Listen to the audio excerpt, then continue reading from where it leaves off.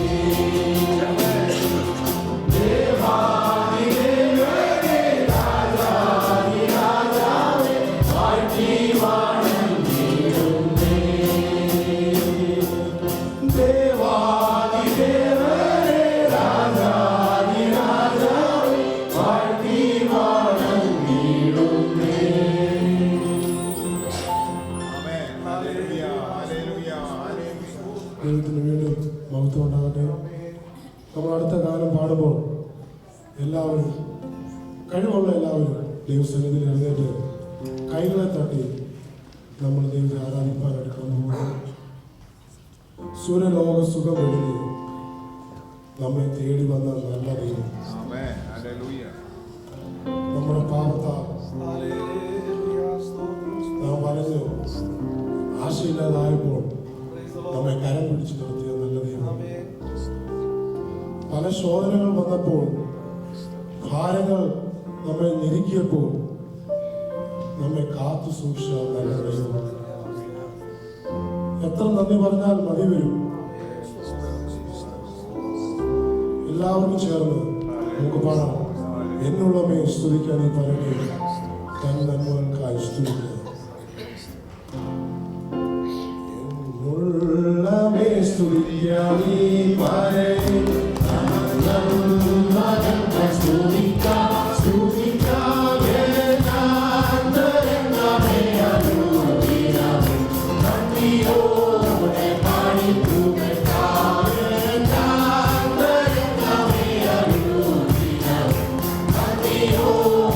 Party.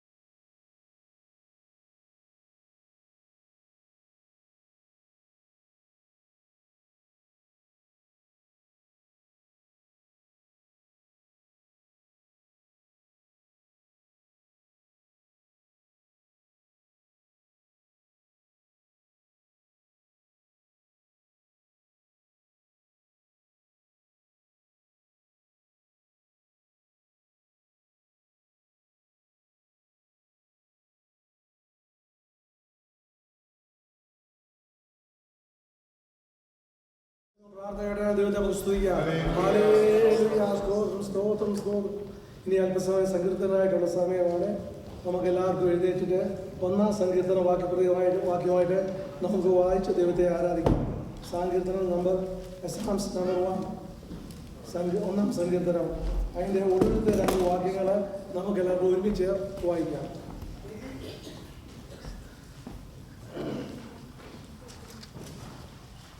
സങ്കീർത്തനം വായിക്കുന്നു. ദുഷ്ടന്മാരുടെ ആലോചന പ്രകാരം നടക്കാതെയും പാപികളുടെ വഴിയിൽ നിൽക്കാതെയും പരിഹാസികളുടെ ഇരിപ്പിടത്തിൽ ഇരിക്കാതെയും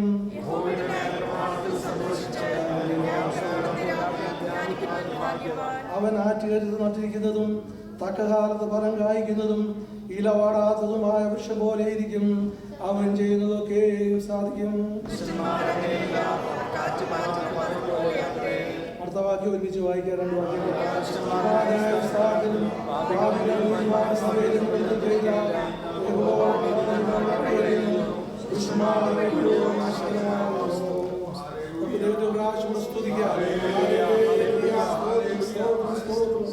ഒരു വാക്ക് പ്രാർത്ഥിക്കാം.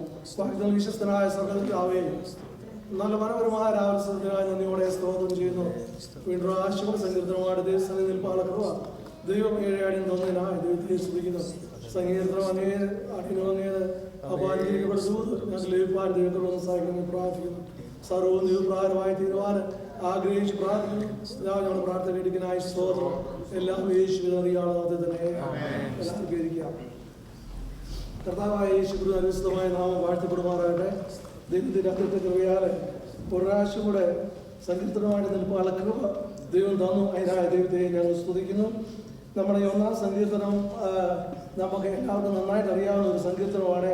നമ്മളൊക്കെ ഈ ചെറുപ്പമായിരുന്ന സമയങ്ങളിൽ ഈ ഒന്നാം സങ്കീർത്തനവും അതുപോലെ 23-ാം സങ്കീർത്തനവും ഒക്കെ നമ്മൾ മനഃപാഠമായി വായിക്കുകയും പഠിക്കുകയും ഒക്കെ ചെയ്തിട്ടുള്ള സങ്കീർത്തനമാണ്. നന്നായിട്ട് അതിനെക്കുറിച്ച് നമുക്ക് അറിയാം. ഈ സങ്കീർത്തനത്തിൻ്റെ തലക്കെട്ട് നോക്കിക്കുക കഴിഞ്ഞാൽ ഈ സങ്കീർത്തനം ആരാ എഴുതിയിരിക്കുന്നത് നമുക്ക് ഇത് കാണുവാൻ കഴിയുന്നില്ല.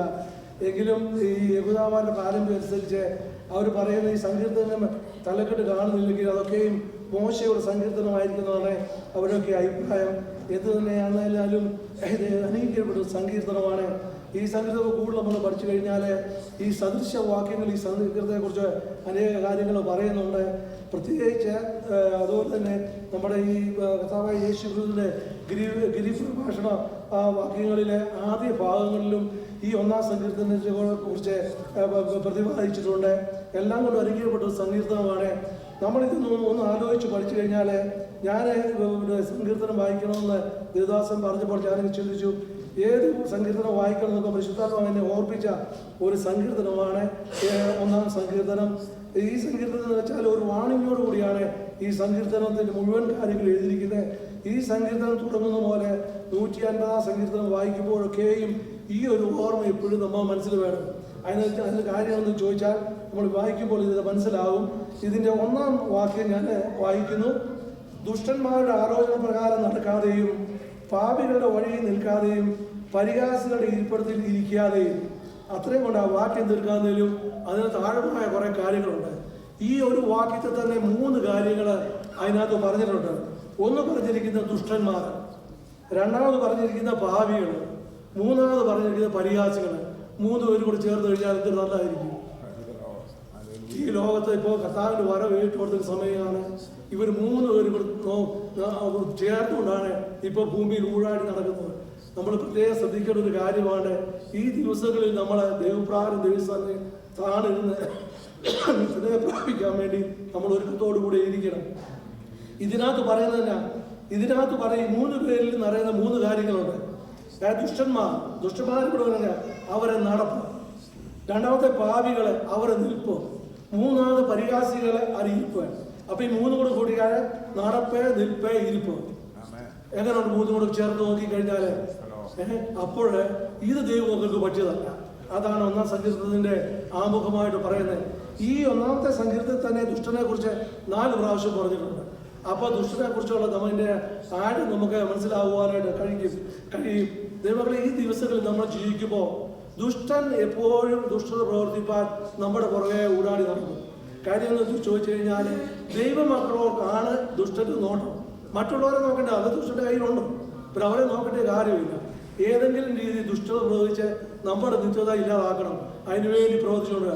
അതുകൊണ്ട് ഞാൻ പറയുന്ന ഈ സങ്കീർത്തനങ്ങൾ വായിക്കുമ്പോൾ പറയുന്നതെന്ന് പറഞ്ഞു കഴിഞ്ഞാൽ, നമ്മൾ ദൈവപ്രാർത്ഥനയ്ക്ക് വേണ്ടി പ്രയോജനപ്പെട്ട് ദുഷ്ടതയെ നോക്കെ വിട്ട് ദൈവപ്രാർത്ഥന ജീവിക്കാനായിട്ട് ഈ നാളുകളിൽ നമ്മൾ ശ്രമിക്കാം.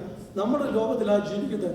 കുറവുകളുണ്ട്, പോരായ്മകളുണ്ട്, അവിശ്വസ്തത കൊണ്ട് നമ്മൾ ആരും പൂർണ്ണരല്ല. നമുക്കറിയാം, നമ്മുടെ ലോകത്തിൽ നമ്മൾ പൂർണ്ണരാകുന്നപ്പോഴാണ് നിത്യതയിൽ ചെല്ലുമ്പോഴാണ്. നമ്മുടെ കർത്താവായ യേശു ക്രിസ്തു അല്ലാതെ ആരും പൂർണ്ണരല്ല. നമ്മുടെ കുറവുകൾ വന്നുകൊണ്ടിരിക്കും. അതാ പൗലോസ് പറയുന്നത്, വല്ല വിധേയരെ നിത്യതയിൽ എത്തിച്ചേരുക എന്ന് പറയും. അതിൻ്റെ ആരും എന്ന് പറഞ്ഞു കഴിഞ്ഞാൽ ഈ ഭൂമി ജീവിക്കാൻ അല്പം പ്രയാസമാണ്. എന്നുവെച്ചാൽ ദുഷ്ടന്റെ പോരാട്ടം ധാരാളമായിട്ടുണ്ട്.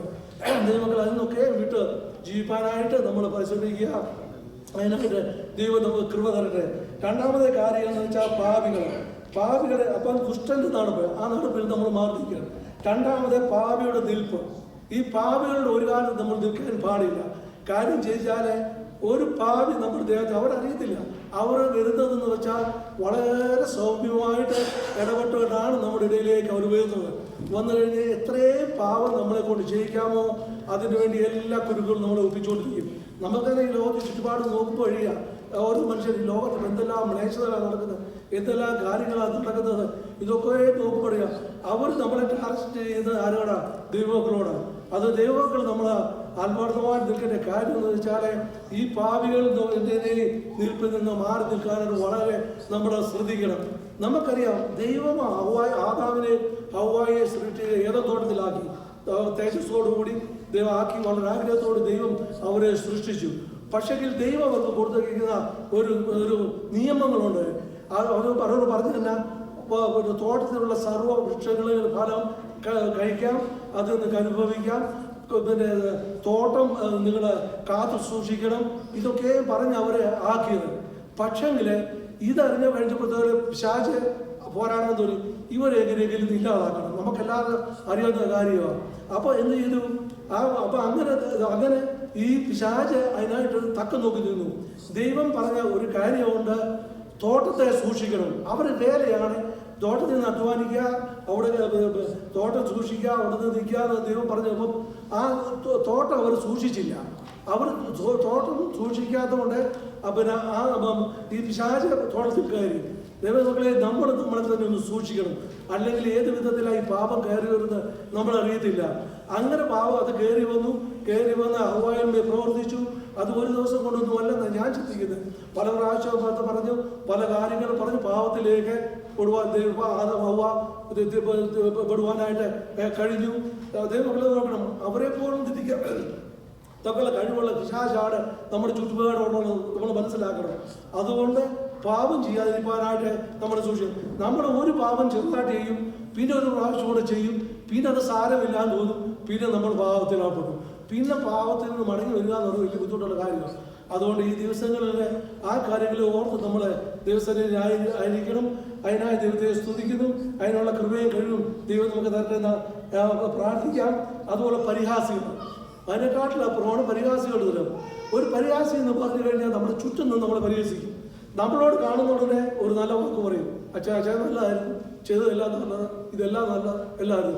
അങ്ങോട്ട് തിരിഞ്ഞെന്ന് ഇതിനായിട്ട് നേരെ എതിരാ പറയും, എന്നിട്ട് അവരെ പരിഹസിക്കുക. ഇതൊക്കെ നടന്നുകൊണ്ടിരിക്കുന്ന കാര്യങ്ങളാണ്. അപ്പൊ നമ്മൾ ഈ വീട്ടിൽ വിട്ട് ദൈവപ്രകാരം മാത്രം ജീവിക്കണം. ഈ സങ്കീർത്തനം ആഹ്വാനം ചെയ്യുന്നതാണ്.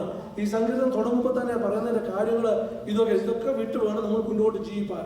നമ്മുടെ സങ്കീർത്തനങ്ങളെല്ലാം അതിന് ശേഷം എഴുതിയിരിക്കുന്നതെല്ലാം കാണുമ്പോൾ ഈ വരയിൽ നിന്നൊക്കെ വിട്ട് വേർതിരിക്കണം. ഈ മൂന്ന് കാര്യങ്ങളും നിൽക്കണമെങ്കിൽ ഈ മൂന്ന് കാര്യങ്ങളെല്ലാം ദുഷ്ടൻ, പാപി, പരിഹാസം, ആ നടപ്പ്, നിൽപ്പ്, ഇരിപ്പ്, ഈ മൂന്ന് കാര്യങ്ങളും വിട്ട് തിരിയണമെങ്കിൽ വലിയൊരു കാര്യം നമ്മൾ ഉണ്ടായിരിക്കണം. പരിശുദ്ധാത്മാവിന്റെ സാന്നിധ്യം. ഈ പരിശുദ്ധാത്മാവിന്റെ സാന്നിധ്യം ഇല്ല എങ്കിൽ നമുക്ക് ഈ കാര്യങ്ങളൊന്നും ഉള്ള കഴിവ് കിട്ടത്തില്ല. കാര്യം ദൈവം കുറേപ്പോൾ പറഞ്ഞതാണ്, ഞാൻ പോയാൽ നിങ്ങൾക്ക് വേണ്ടി, നിങ്ങളെ സൂക്ഷിക്കാൻ വേണ്ടി കാര്യസ്ഥനെ നിങ്ങൾക്ക് അയക്കും. ആ കാര്യസ്ഥൻ നമ്മൾ ഉണ്ടെങ്കിൽ ആ കാര്യസ്ഥൻ നമ്മുടെ ഈ കാര്യങ്ങൾക്കെല്ലാം മറുപടി തരും, നമ്മളെ കൺട്രോൾ ചെയ്ത് നയിക്കും. അതുകൊണ്ട് ഈ ദിവസങ്ങളിൽ പ്രാപിക്കുന്ന ഒരു കാര്യമാണ് പരിശുദ്ധാത്മാഭിഷേകം പ്രാപിക്കുക. എപ്പോഴും ഞാൻ പ്രാർത്ഥിക്കുകയും പലപ്പോഴൊക്കെയും പറയുന്ന കാര്യമാണ്. അതെൻ്റെ ഒരു ആഗ്രഹം. നമ്മുടെ സഭയെല്ലാവരും പരിശുദ്ധാത്മാഭിഷേകം പ്രാപിച്ച് അന്യഭാഷയിൽ സംസാരിച്ച് നിന്ന് ആരാധിക്കുക എന്നുള്ളത്. നിത്യതയിൽ പോകണമെങ്കിൽ ആ കാര്യസ്ഥനാണ് നമ്മൾ നിത്യതയിൽ കൊണ്ടുപോകാൻ പരിശുദ്ധമായ സാന്നിധ്യം നമുക്ക് വേണം.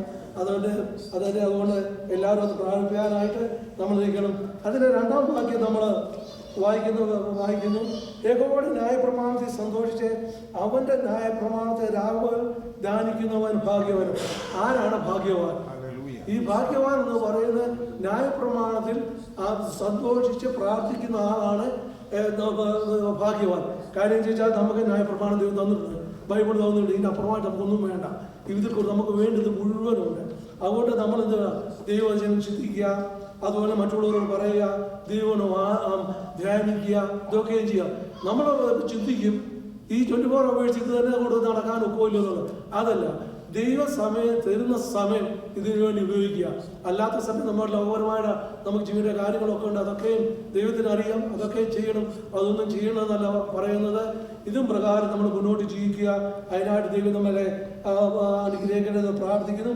അതുപോലെ 3-ാമത്തെ വാക്യം വായിക്കുന്നത് അവൻ ആറ്റുകാർക്ക് നട്ടുകയും തക്കകാലത്ത് ഫലം കായ്ക്കുന്നതും ഇല വാടാത്തതുമായ വൃക്ഷം പോലെയിരിക്കുകയും അവൻ ചെയ്യുന്നതൊക്കെയും സാധിക്കും. ഇങ്ങനെ ചെയ്യുന്ന നീതിമാരാണ് നമ്മൾ പ്രാർത്ഥിക്കുമ്പോഴും നമ്മൾ പ്രവർത്തിക്കുമ്പോഴും ഒക്കെയും ദൈവം നമുക്ക് വിടുതരണേ. അതിനകത്ത് കഴിയുന്ന വെച്ചാൽ പരിശുദ്ധാത്മാവിൻ്റെ നദിയിൽ നിന്ന് നമ്മൾ ദിവസവും പാനം ചെയ്യണം. ആ ദൈവത്തിൽ നിന്ന് ഒന്നിനെ നമ്മൾ ആ പരിശുദ്ധാത്മാവിൻ്റെ നദിയിൽ നിന്ന് പാനം ചെയ്ത് കഴിഞ്ഞാൽ നമുക്ക് വേണ്ടി ദൈവകൃപ അവത്തിൽ നിന്ന് കിട്ടും. ദൈവം നമുക്ക് ആലോചന ചെയ്യും. അതുകൊണ്ട് ഈ ദിവസങ്ങളിൽ ആ കൃപ പ്രാപിക്കാനായിട്ട് നമ്മളെല്ലാവരും ആയിരിക്കാമെന്ന് പ്രാർത്ഥിക്കുന്നു. അതുപോലെ 4-ാമത്തെ വാക്യം വായിക്കുന്നു. ദുഷ്ടൻ അങ്ങനെയല്ല, അവർ കാറ്റ് പാറ്റുന്ന പതിർ പോലെ അത്രേ. ദുഷ്ടന്റെ കാര്യം എഴുതിക്കുന്നുണ്ടോ? ദുഷ്ടൻ എന്ന് വെച്ചാൽ പതിർ പോലെയാണ്. നമുക്കറിയാം, നെല്ല് പതിർ പാറ്റുന്ന ഉടനെ പതിർ മാറിക്കിടക്കും, നെല്ല് ഒരു സൈഡിൽ കിടക്കും. അപ്പൊ ഈ പതിർ നമ്മൾ എന്ത് ചെയ്യുന്നത്? അത് തീ കത്തിച്ചു കളയും. അപ്പൊ ദുഷ്ടന്റെ അവസ്ഥ തന്നെ, ദുഷ്ടനെ ദൈവം തീ കത്തിച്ചു കളയും.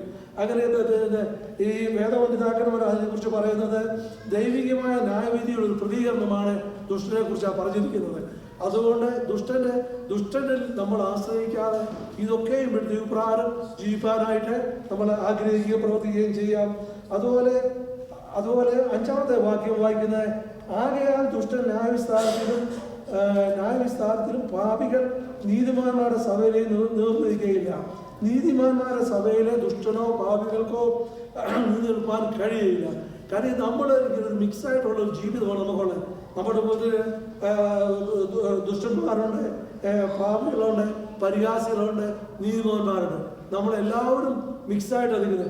അവത്തിൽ നമ്മൾ വേർപെട്ട് ജീവിക്കണം. അതിന് വേണമെങ്കിൽ നമ്മൾ ദൈവത്തിൻ്റെ സാന്നിധ്യം കൊടുക്കുന്നത് ദൈവത്തോട് പ്രാർത്ഥിക്കൽ മാത്രമേ ഉള്ളൂ. നിത്യതയിൽ എത്തുമ്പോൾ നമ്മൾ അവരെ വേർതിരിക്കും, നമ്മളതിരിക്കും. നീതിമാരുടെ സന്നിധിയിൽ ഇവർക്ക് നിൽക്കുവാൻ കഴിയില്ല. ഇവർക്ക് ദൈവം ന്യായവിധി കൊടുത്തിട്ടുണ്ട്. അവരെ ദുഷ്ടതയിലേക്ക് ദൈവം നിർത്തിക്കൊള്ളും. അങ്ങനെ വരാതിരിക്കാനായി ദൈവത്തെ നമ്മൾ ഈ ദിവസങ്ങളിൽ പ്രത്യേകം പ്രാർത്ഥിക്കണം. ഒടുവിലായിട്ട് പിന്നെയും ദുഷ്ടനെ കുറിച്ച് കാര്യം കൂടെ പറയുന്നുണ്ട്.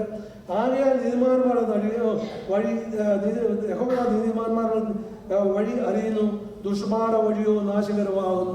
ദുഷ്ടന്മാരുടെ വഴി നാശകരമാണ്. ദൈവമക്കളെ, നമ്മൾ ഈ ദുഷ്ടന്മാരെയും പാവികളോ പരിഹാസികളോ ഒന്നും ആയിത്തീരാതെ ദിവസങ്ങളിൽ വിശ്വസ്തോടെ ദൈവത്തിനു വേണ്ടി ദൈവത്തിൽ പ്രയോജനപ്പെട്ട് ഓരോ ദിവസവും നമ്മൾ ജീവിക്കാവുന്ന ആഹ്വാനത്തോടുകൂടി എൻ്റെ വാക്കുകളെ നിർത്തുന്നു. ദൈവം നമ്മളെല്ലാവരെയും അനുഗ്രഹിക്കട്ടെ. അടുത്തതായിട്ട് ഇംഗ്ലീഷ് സോങ് ആണ്. അതിൻ്റെ കുഞ്ഞുങ്ങളെ മുന്നോട്ട് ക്ഷണിക്കുന്നു. അതുപോലെ നമ്മുടെ കോയർ ടീമിനെയും മുന്നോട്ട് ക്ഷണിക്കുന്നു.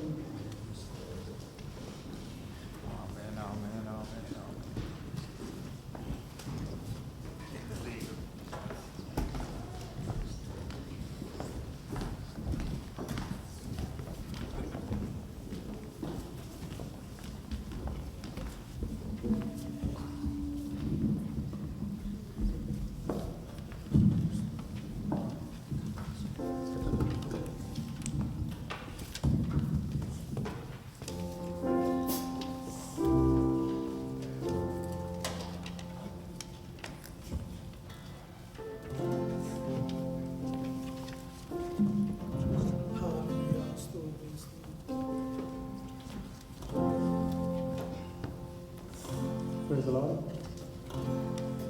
In the secret, in the quiet place, in the stillness you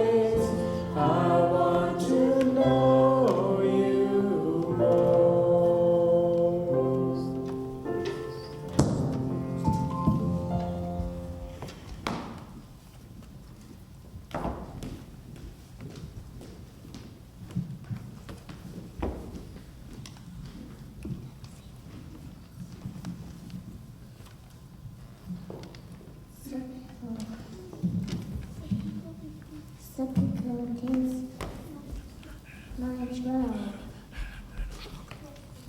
12:9. My grace is sufficient for you. How can a young person keep their life pure? And by living according to your word. Don't let me wander away from your commands. I've hidden your word in my heart so that I don't sin against you. Lord, I'll praise you. Teach me your orders. Psalms 119 verses 9 to 12. For the kingdom of heaven is like 10 virgins going to the bridegroom. 5 of them were foolish, 5 of them were wise. The 5 foolish virgins took their lamps without oil to the bridegroom, and the 5 wise virgins took their lamps to the bridegroom with oil in them. Matthew 25 verses 1 to 4.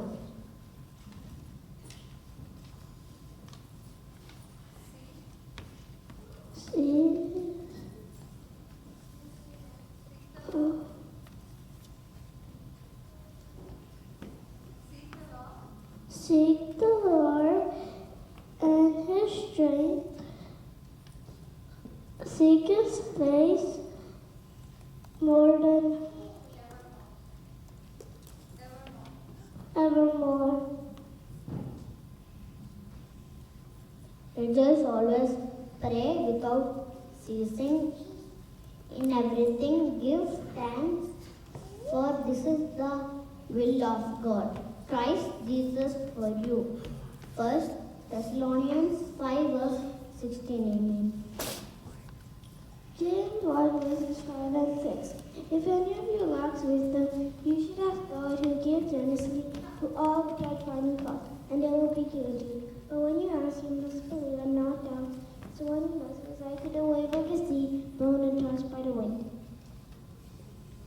Now we have received not the spirit of the world, the Spirit who is from God, that we might know the things that have been freely given to us by God. These things we also speak, not in words which human's wisdom teaches, but the wisdom which Holy Spirit teaches, comparing spiritual things with spiritual. 1 Corinthians 2 verses 12 and 13. Matthew 5 verses 43 to 48. You have heard that it was said, love your neighbors and hate your enemy. But I tell you, love your enemies and pray for those who persecute you, so that you may be children of your Father in heaven. He causes his sun to rise on the evil and the good, and sends rain on the righteous and the unrighteous. If you love those who love you, what reward will you get? Don't the tax collectors do that? And if you greet only your own people, what are you doing more than others? Do not even the pagans do that? Be perfect, therefore your heavenly Father is perfect. Proverbs 25 verses 21 to 22. If your enemy is hungry, give him bread to eat, and if he is thirsty, give him water to drink. For you will heap burning coals on his head, and the Lord will reward you. The kingdom of heaven is like a mustard seed, which the farmer sowed in his fields. For the mustard seed is the least of all the other seeds, but when it grows, it is greater than all the other herbs, and becomes a tree. Indeed, so big that the birds come and nest in its branches. Matthew 13, verses 31 to 32. He who tills his land will be rewarded with bread, but he who follows humility will be devoid of understanding. The wicked conveys the catch of evil men, but the root of the righteous yields fruit. The wicked is ensnared by the transgression of his lips, but the righteous yields fruit. A man will be rewarded with good based on the work of his mouth. Proverbs 12 verses 11 to 2.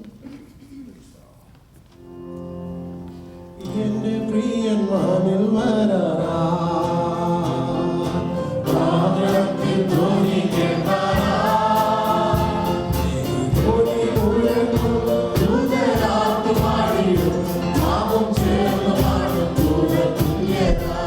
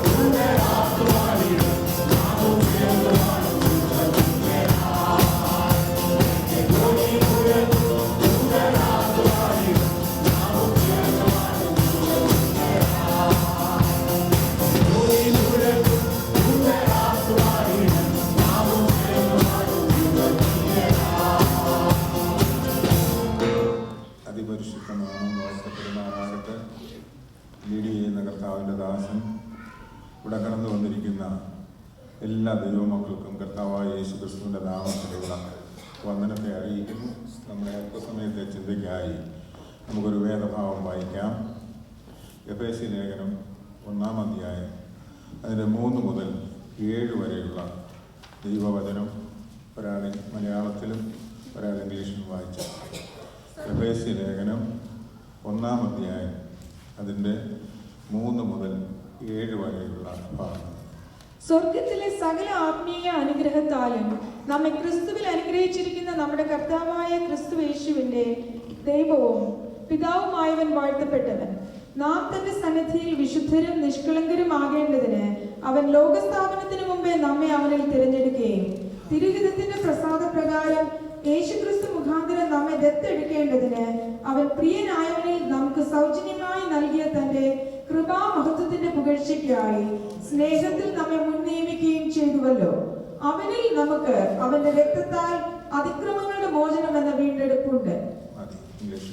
Blessed be the God and Father of our Lord Jesus Christ, who has blessed us with every spiritual blessing in the heavenly places in Christ, just as he chose us in him before the foundation of the world, that we should be holy and without blame before him in love, having predestined us to adoption as sons by Jesus Christ, to himself according to the good pleasure of his will, to the praise of the glory of his grace, by which he made us accepted in the beloved. In him we have redemption through his blood, the forgiveness of sins, according to the riches of his grace. Praise the Lord.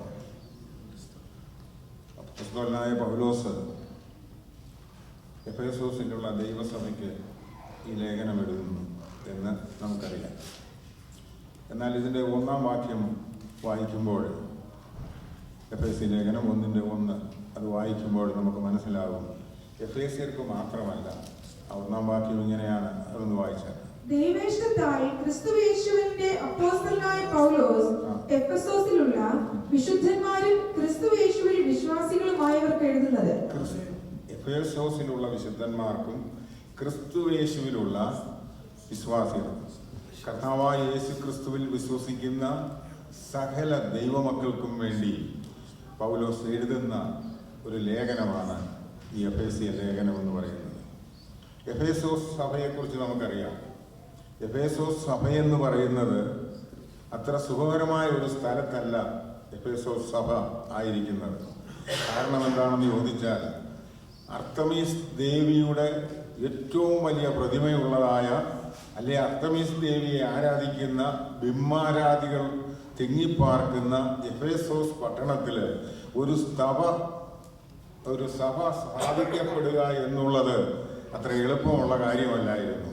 അപ്പോൾ അവിടെ ഒരു സഭ സ്ഥാപിക്കപ്പെട്ട് കർത്താവിനെ ആത്മാവിലും സത്യത്തിലും ആരാധിക്കുന്ന ഒരു കൂട്ടം ദൈവജനം അവിടെ ആയിരിക്കുമ്പോൾ അവർക്ക് വേണ്ടി ഒരു ലേഖനം പൗലോസ് എഴുതുകയാണ്. കാരണം എന്താണെന്ന് ചോദിച്ചാൽ, സഭയിൽ ഉണ്ടായിക്കൊണ്ടിരിക്കുന്നതായ പ്രശ്നങ്ങൾ, അല്ലെങ്കിൽ സഭയിലെ വിശ്വാസികളുടെ ഇടയിൽ ഉണ്ടായിക്കൊണ്ടിരിക്കുന്നതായ പ്രയാസങ്ങളൊക്കെ മനസ്സിലാക്കിക്കൊണ്ട് കാരാഗ്രഹത്തിൽ കിടന്നുകൊണ്ടാണ് പൗലോസ് ഈ ലേഖനം എഴുതി എഫേസോസിലേക്ക് അയക്കുന്നത്.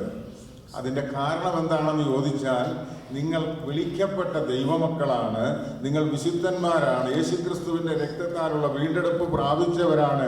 നിങ്ങൾക്ക് ലഭിക്കാൻ പോകുന്ന നന്മകളെക്കുറിച്ച്, അവർക്ക് ലഭിക്കുന്നതായ ആ ദൈവിക വാഗ്ദത്തങ്ങളെക്കുറിച്ച്, അല്ലെങ്കിൽ ലോകത്തിൽ കർത്താവായ യേശുക്രിസ്തുവിൽ കൂടെ സകല ദൈവമക്കൾക്ക് ലഭിക്കാനുള്ള വാഗ്ദത്തത്തെക്കുറിച്ച് ഓർപ്പിച്ച് പൗലോസ് പറയുകയാണ്, ഈ ലേഖനം എഴുതുകയാണ്. പൗലോസ് എഴുതുന്നത് സ്വർഗത്തിലെ സകല ആത്മീയ അനുഗ്രഹങ്ങളാലും തൻ്റെ പുത്രനിൽ കൂടെയുള്ള അനുഗ്രഹം എന്ന് പറഞ്ഞാൽ അതിൻ്റെ 1-ാം വാക്യം ഇങ്ങനെയാണ് വായിക്കുന്നത്: സ്വർഗത്തിലെ സകല ആത്മീയ അനുഗ്രഹത്താലും നമ്മെ ക്രിസ്തുവിൽ അനുഗ്രഹിച്ചിരിക്കുന്ന നമ്മുടെ കർത്താവായ യേശു ക്രിസ്തുവിൻ്റെ ദൈവവും പിതാവുമായവൻ വാഴ്ത്തപ്പെട്ടവൻ. ഒരു ദൈവ പൈതലിനോട് ദൈവത്തിന് പറയാനുള്ളത് ഇതാ: സ്വർഗത്തിലെ സകല ആത്മീയ അനുഗ്രഹത്തിനും അതിന് അവകാശി എന്ന് പറയുന്നത് ഒരു ദൈവ പൈതലാണ്. അത് ലഭിക്കണമെങ്കിൽ പുത്രനിൽ കൂടെ അല്ലാതെ യാതൊരു മാർഗവും അതിനില്ല. അതുകൊണ്ടാണ് യോഹന്നാന്റെ സുവിശേഷം 1-ാം അധ്യായം 12-ാം വാക്യം പറയുന്നത്, അവനെ കൈക്കൊണ്ട് അവന്റെ നാമത്തിൽ വിശ്വസിക്കുന്ന ഏവർക്കും ദൈവമക്കളാകുവാനുള്ള അവകാശം പിതാവായ ദൈവം നൽകിയിരിക്കുക. അപ്പൊ ദൈവരാജ്യത്തിലെ അനുഗ്രഹം പ്രാപിക്കണമെങ്കിൽ, സ്വർഗരാജ്യത്തിൽ പ്രവേശിക്കണമെങ്കിൽ, ദൈവത്തിന്റെ അനുഗ്രഹം പ്രാപിക്കണമെങ്കിൽ ഒരൊറ്റ വഴി മാത്രമേ ഉള്ളൂ. പുത്രനിൽ കൂടെയുള്ള രക്ഷ പ്രാപിക്കുകയല്ലാതെ മറ്റ് യാതൊരു മാർഗവുമില്ല. അത് പത്രോസ് ഇവിടെ വളരെ വ്യക്തമായി വെളിപ്പെടുത്തുകയാണ്. നമുക്കറിയാം, വെളിപ്പാട് പുസ്തകത്തിലേക്ക് കടന്നു വരുമ്പോൾ വെളിപ്പാട് പുസ്തകത്തിന്റെ 2-ാം അധ്യായത്തിന്റെ ആദ്യ സഭ അല്ലെങ്കിൽ ദൈവം സഭയോട് ദൂതെഴുതുമ്പോൾ എഫേസ്യ സഭയോട് പറയുകയാണ്. ആ ദൂത് ഇങ്ങനെയാണ് എഫേസ്യ സഭയോട് പറയുന്നത്. 2-4-5 വാക്യം വായിക്കുമ്പോൾ നമുക്കറിയാം, എഫേസ്യ സഭയോട് വെളിപ്പാട് പുസ്തകത്തിൽ യോഹന്നാൻ പറയുന്ന ദൂത് ഒന്ന് വായിച്ചാട്ട ഭാഗം. എഫേസ്യോസ്യ സഭ എന്ന് പറയുന്നത് വളരെ ആത്മീയമായും വളരെ അനുഗ്രഹിക്കപ്പെട്ട കൃപാവരങ്ങളാലുള്ള സഭയാ. ആ സഭയോട് പറയുകയാണ്, ദൈവത്തിന്റെ ആത്മാവ് യോഹന്നാനിൽ കൂടെ പരിശുദ്ധാത്മാവ് ദൂത് പറയുകയാണ്, നിന്റെ ആദ്യ സ്നേഹം വിട്ടുകളഞ്ഞു എന്നൊരു കുറ്റം നിന്നെ കുറിച്ച് പറയാനുണ്ട്. വായിച്ചാട്ടെ. നീ ഏതിൽ നിന്ന് വീണിരിക്കുന്നു എന്ന് ഓർത്ത് മാനസാന്തരപ്പെട്ട് ആദ്യത്തെ പ്രവൃത്തി ചെയ്യുക. അല്ല ഞാൻ വരികയും നീ മാനസാന്തരപ്പെടാൻ ഞാൻ നിന്റെ നിലവിളക്ക് അതിന്റെ നിലയിൽ നിന്ന് നീക്കുകയും ചെയ്യും എന്ന് പറഞ്ഞാൽ, നീ ഇറങ്ങിയ കാലത്ത് നിന്നിലുണ്ടായിരുന്ന വിശ്വാസം, നിന്നിലുണ്ടായിരുന്ന സ്നേഹം, നീ രക്ഷിക്കപ്പെട്ടെന്നുള്ളത് ശരിയാ, നീ ദൈവപൈതലാണെന്നുള്ളത് ശരിയാ. പക്ഷെ നീ ഒരു തീരുമാനമെടുത്ത ഇറങ്ങിയത്. ഇന്ന് ആ സ്നേഹം നിന്നിൽ നിന്നില്ല. ഏത് സ്നേഹം? ദൈവവുമായിട്ടുള്ള സ്നേഹം നഷ്ടപ്പെട്ടു. അതുകൊണ്ടൊരു മുന്നറിയിപ്പ് നൽകുക, നീ മടങ്ങി വരിക. നീ മടങ്ങി വന്ന് ഈ സ്നേഹത്തിലേക്ക് മടങ്ങി വന്നില്ലെങ്കിൽ നിന്റെ നിലവിളക്ക് നഷ്ടപ്പെടും എന്ന് പറഞ്ഞാൽ നിന്റെ സ്ഥാനം നഷ്ടപ്പെടും. നീ നഷ്ടപ്പെട്ടു പോകാനുള്ള സാധ്യതയുണ്ട്. അപ്പോൾ ഇപ്പോഴും നിനക്ക് അവസരമുണ്ട്. നിന്റെ അവസരം എന്താണെന്ന് ചോദിച്ചാൽ മടങ്ങി വരിക. നിനക്ക് മടങ്ങി വന്ന് ആ സ്നേഹത്തിലേക്ക് നിനക്കായിത്തീരുവാൻ ഇടയായിത്തീരും. അതാണ് ദൈവത്തിന്റെ വചനം വളരെ വ്യക്തമായി പറയുന്നത്. 7 സഭകൾക്കാണ് ദൂതെഴുതുന്നത്. 7 സഭകൾക്ക് ദൂതെഴുതുമ്പോൾ ദൈവത്തിന്റെ പരിശുദ്ധാത്മാവ് വളരെ വ്യക്തമായി പറയുന്നുണ്ട്, 7 സഭകൾക്കും അതിൻ്റെതായ കാലഘട്ടത്തിലെ ദൂത എഴുതുന്നത്. യോഹന്നാൻ പരിശുദ്ധാത്മാവിൽ കണ്ടുകൊണ്ട് എഫേസോസ്, പെർഗമോസ്, സ്മുർന ഈ സഭകൾക്കൊക്കെ ദൂതെഴുതുക. ഫിലദൽഫിയ ഈ സഭയ്ക്കൊക്കെ ദൂതെഴുതുമ്പോൾ ഓരോ കാലഘട്ടത്തെ കുറിച്ച് പറഞ്ഞിട്ട് 7-ാമത്തെ സഭയായ ലവോദിക്ക സഭയിലേക്ക് വരുമ്പോൾ അവിടെ ദൂത് കുറച്ചുകൂടെ കടുപ്പിക്കുക. എന്തുകൊണ്ടാണ് ദൂത് കടുപ്പിക്കുന്നതിന്റെ കാരണം എന്നറിയാമോ? നഷ്ടപ്പെട്ടു പോകാൻ സാധ്യതയുള്ള ഒരു ലോകത്തിലാണ് നിങ്ങൾ ആയിരിക്കുന്നത്. നഷ്ടപ്പെട്ടു പോകരുത്, മടങ്ങി വരണമെന്ന്. അപ്പൊ 7-ാമത്തെ സഭയായ ലവോദിക്ക സഭയ്ക്ക് ദൂത് എഴുതുമ്പോൾ അവിടെ വ്യക്തമായി പറയുന്നുണ്ട്. ആ ദൂത് ഇങ്ങനെയാണ് പറയുന്നത്. ആ ഭാഗം നമുക്കൊന്ന് വായിക്കാം. ലവോദിക്ക സഭയ്ക്ക് ദൂത് എഴുതുമ്പോൾ വെളിപ്പാട് പുസ്തകം 3-16-17 വാക്യം ഒന്ന് വായിച്ച്. 3-16-17. നീ ശീതവാനുമല്ല ഉഷ്ണവാനുമല്ല, ശീതോഷ്ണവാനാകിയാൽ നിന്നെ എന്റെ വായിൽ നിന്ന് ഉമിണ്ണ് കളയും. ഇപ്പൊ ശീതവാനുമല്ല ഉഷ്ണവാനുമല്ല. നമുക്കറിയാം വാട്ടവെള്ളം കുടിക്കാനുള്ള അവസ്ഥ. അത് കുടിക്കാൻ പറ്റത്തില്ല. ചൂടുമല്ല തണുപ്പുമല്ല. ദൈവം പറയുന്നത് നിന്നെ എന്റെ വായിൽ നിന്ന് ഉമിണ്ണ് കളയുമെന്ന്. ആ അവസ്ഥ ദൈവവൈദ്യം ഉണ്ടാകരുത്. അതുകൊണ്ട് എന്താ ഈ സഭയ്ക്ക് പറ്റിയത്? 17-ാം വാക്യം ഒന്ന് വായിച്ചേ. ഞാൻ ധനവാൻ സമ്പന്നനായിരിക്കുന്നു, എനിക്ക് ഒന്നിനും മുട്ടില്ല എന്ന് പറഞ്ഞുകൊണ്ട് നീ നിർഭാഗ്യനും അരിഷ്ടനും ദരിദ്രനും കുരുടനും നഗ്നനും എന്നറിയാതിരിക്കുകയാൽ നീ സമ്പന്നനാകേണ്ടതിന് തീയിൽ ഊതി കഴിച്ച പൊന്നും നിന്റെ നഗ്നതയുടെ ലജ്ജ വെളിവാകാതെ വേണം ധരിക്കേണ്ടതിന് വെള്ളയുടുപ്പും നിനക്ക് കാഴ്ച ലഭിക്കേണ്ടതിന് കണ്ണിൽ എഴുതുവാൻ ലേപവും എന്നോട് വിലയ്ക്ക് വാങ്ങുവാൻ ഞാൻ നിന്നോട് ബുദ്ധി പറയുന്നു. ഈ സഭയുടെ അവസ്ഥ എന്താണെന്ന് അറിയാമോ? ഞാൻ സമ്പന്നനാണ്, എനിക്ക് ഒന്നിനും കുറവില്ല. എല്ലാമുണ്ട്. ഞാൻ ധനവാനാണ്, മറ്റ് യാതൊരു പ്രശ്നവുമില്ല, എനിക്ക് എല്ലാ കാര്യങ്ങളും ഉണ്ട് എന്ന് പറഞ്ഞ് ഇരിക്കുന്ന ഒരവസ്ഥ. ഈ അവസ്ഥയിലിരിക്കുന്ന സഭയോട് ദൈവത്തിൻ്റെ പരിശുദ്ധാത്മാവ് പറയുകയാണ്, നീ ദരിദ്രനാണ്, നീ സമ്പന്നനല്ല, നീ നഗ്നനാണ്, നിന്റെ കണ്ണ് കാണാത്ത അവസ്ഥയിലായിരിക്കുക. നീ ഒരു കാര്യം ചെയ്യണം, മടങ്ങി വരണം. മടങ്ങി വന്ന് നിന്റെ നഗ്നത മാറേണ്ടതിന് നീ ഉടുപ്പ് ദൈവത്തോട് ചോദിക്കണം. നിന്റെ ദാരിദ്ര്യം മാറേണ്ടതിന് സ്വർഗീയ സമ്പന്നത നീ പ്രാപിക്കണം. നിന്റെ കണ്ണ് തുറക്കപ്പെടേണ്ടതിന് കണ്ണിലെഴുതുവാൻ ലേപം നീ വാങ്ങണം. ഇതാ ലവോദിക്ക സഭയോട് ദൈവത്തിൻ്റെ പരിശുദ്ധാത്മാവിന് പറയാനുള്ളത്. സ്വർഗത്തിലെ സകല ആത്മീയ അനുഗ്രഹങ്ങളും ഒരു ദൈവപൈതലിന് വേണ്ടി നിയമിച്ചിട്ടുണ്ടെങ്കിൽ അത് പ്രാപിക്കുന്നത് വരെ ഒരു ദൈവപൈതല് ഈ ലോകത്തിലായിരിക്കുമ്പോൾ അറിയേണ്ട ചില കാര്യങ്ങളുണ്ട്. ഞാൻ വെറുതെ ഇവിടെ വന്നതല്ല, ഞാൻ വെറുതെ ഇവിടെ ആയതല്ല. ഇന്ന് ഈ ലവോദിക്ക സഭയുടെ കാലയളവാണ് ഈ ലോകത്തിൽ നടന്നുകൊണ്ടിരിക്കുന്ന അവസാനത്തെ സഭയായ ലവോദിക്ക സഭയുടെ കാലയളവാണെന്നുള്ളത് നാം മറന്നു പോകരുത്. കാരണം എന്താണെന്ന് ചോദിച്ചാൽ, ഇന്ന് സഭയ്ക്ക് പറയാനുള്ളത് എന്താണെന്ന് ചോദിച്ചാൽ, സമ്പന്നത കൊണ്ട് ഞങ്ങൾ യാതൊരു തരത്തിലും സമ്പന്നരായിരിക്കുക ഞങ്ങൾക്ക് ഒരു കുറവുമില്ല. ആത്മീയത പറയുവാൻ ഞങ്ങൾക്ക് ഒത്തിരിയുണ്ട്, മറ്റു പലതും കാണിക്കുവാൻ ഞങ്ങൾക്കുണ്ട്, ഞങ്ങൾക്ക് വലിയ പള്ളിയുണ്ട്, പട്ടക്കാരുണ്ട്, എല്ലാം ഉണ്ടെന്ന് പറയുമ്പോൾ സ്വർഗത്തിലെ ദൈവം പറയുക, ആ അധ്യായത്തിന്റെ അല്ലെങ്കിൽ ആ ലവോദിക്ക സഭയോട് സംസാരിക്കുന്നതിന്റെ അവസാനത്തെ ഭാഗത്ത് പറയുക, ഞാൻ വെളിയിൽ നിന്ന് മുട്ടിക്കൊണ്ടിരിക്കുക. സഭയ്ക്ക് പുറത്ത് സഭയുടെ നാഥൻ ഇറങ്ങി നിന്നുകൊണ്ട് സഭയുടെ വാതിലിൽ ഇരുന്നുകൊണ്ട് മുട്ടിക്കൊണ്ട് പറയുക, ആരെങ്കിലും എന്റെ ശബ്ദം കേട്ട് വാതിൽ തുറന്നാൽ ഞാൻ അവനോടും അവൻ എന്നോടും കൂടെ അത്താഴം കഴിക്കും. ഇതുവരെ സഭയ്ക്കുള്ളിലായിരുന്ന ദൈവം ഇന്ന് സഭയ്ക്ക് പുറത്തായിരിക്കുക. ദൈവത്തെ പുറത്ത് നിർത്തിക്കൊണ്ട് ഏത് ആരാധന നടത്തിയാലും എത്ര ഘോഷമുണ്ടായാലും യാതൊരു പ്രയോജനവുമില്ല. നീ തുറന്നു കൊടുക്കാതെ ദൈവം നിന്റെ ഉള്ളിലേക്ക് കടന്നു വരയില്ല. നിന്റെ ജീവിതത്തിൽ ഏതിൽ നിന്നാണ് വീണതെന്ന് വിചാരിച്ച് നീ മടങ്ങി വരണം. 7 സഭകളുടെ കാലഘട്ടം, അതാണ് ഇവിടെ പൗലോസ് ഓർപ്പിക്കുന്നത്. ഈ ദൈവമക്കൾ അറിയേണ്ടതായ ഒരു പ്രധാന കാര്യമുണ്ട്. 7 യുഗങ്ങളായി മനുഷ്യനെ തിരിച്ചാണ്, അല്ലെ ഈ ലോകത്തെ തിരിച്ചാണ് വേദപണ്ഡിതന്മാർ ദൈവജനത്തെ കാണുന്നത്. 7 യുഗങ്ങൾ. അതിൽ ഒന്നാമത്തെ യുഗമാണ് നിഷ്പാപ യുഗം എന്ന് പറഞ്ഞാൽ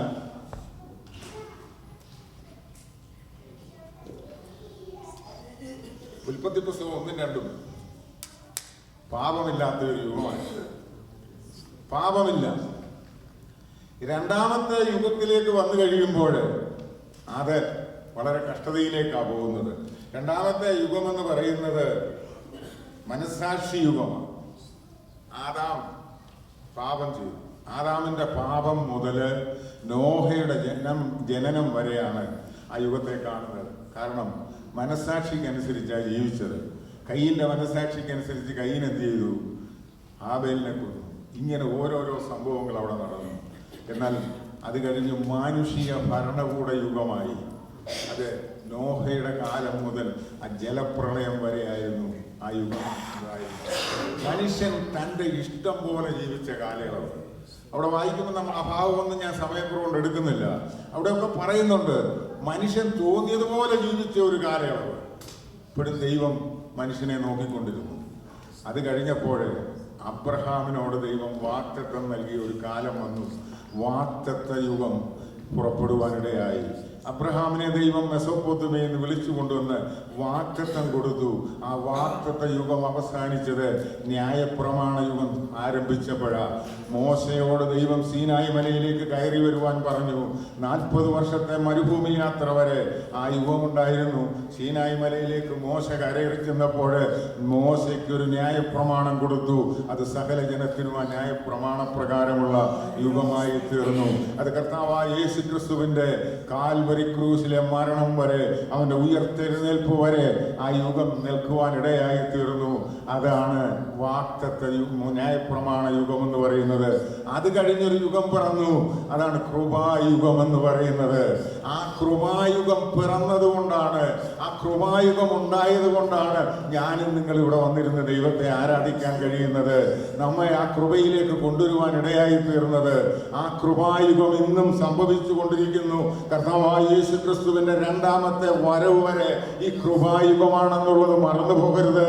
ഈ കൃപായുഗത്തിൽ ദൈവത്തെ അറിഞ്ഞ് യേശു ക്രിസ്തുവിന്റെ രക്തത്താൽ വീണ്ടെടുപ്പ് പ്രാപിക്കുന്ന ദൈവമക്കൾക്ക് ലഭിക്കാൻ പോകുന്ന പ്രതിഫലമാണ് സ്വർഗത്തിലെ സകല ആത്മീയ അനുഗ്രഹങ്ങളും എന്നുള്ളത് മറന്നു പോകരുത്. അത് കഴിഞ്ഞൊരു യുഗം വരാൻ പോകുന്നു. അത് ഈ വരാൻ പോകുന്ന യുഗമാണ്, അത് സഹസ്രാബ്ദ യുഗമാണ്.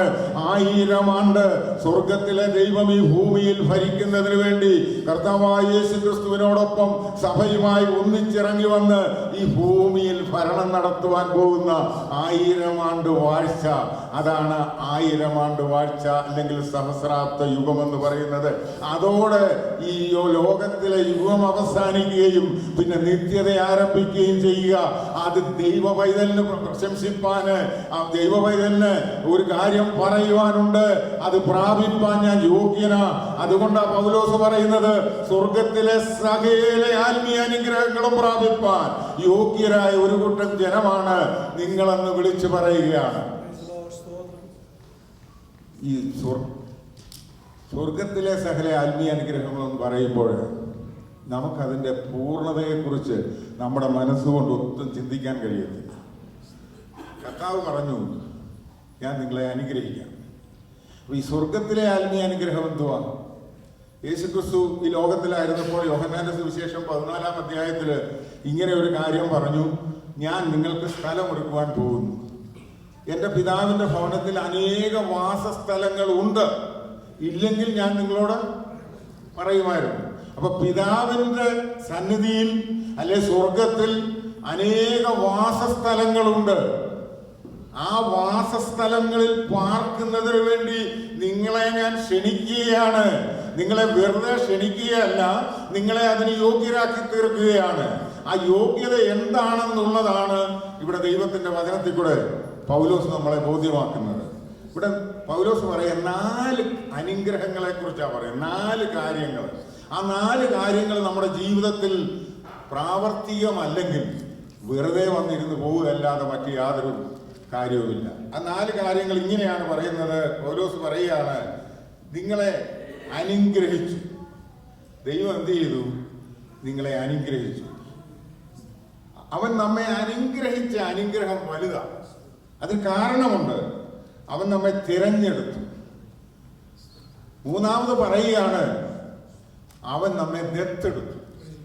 4ാമത് പറയുകയാണ്, അവൻ നമ്മെ വീണ്ടെടുത്തു. ഇവിടെ വായിച്ച വാക്യം 1-ാം വാക്യം ഇങ്ങനെയാ പറയുന്നത്, നമ്മെ ക്രിസ്തുവിൽ അനുഗ്രഹിച്ചിരിക്കുക. ഈ 4 കാര്യവും പിതാവ് ചെയ്തത് എന്തുകൊണ്ടാണെന്നറിയാമോ? യേശുക്രിസ്തു മുഖാന്തരം. യേശുക്രിസ്തുവിൽ കൂടെയുള്ള അനുഗ്രഹമായി 4ഉം വന്നത്. 1ാമത്തെ അനുഗ്രഹം എന്ന് പറയുന്നത് കർത്താവ് നമ്മെ അനുഗ്രഹിച്ച അനുഗ്രഹമാണ്.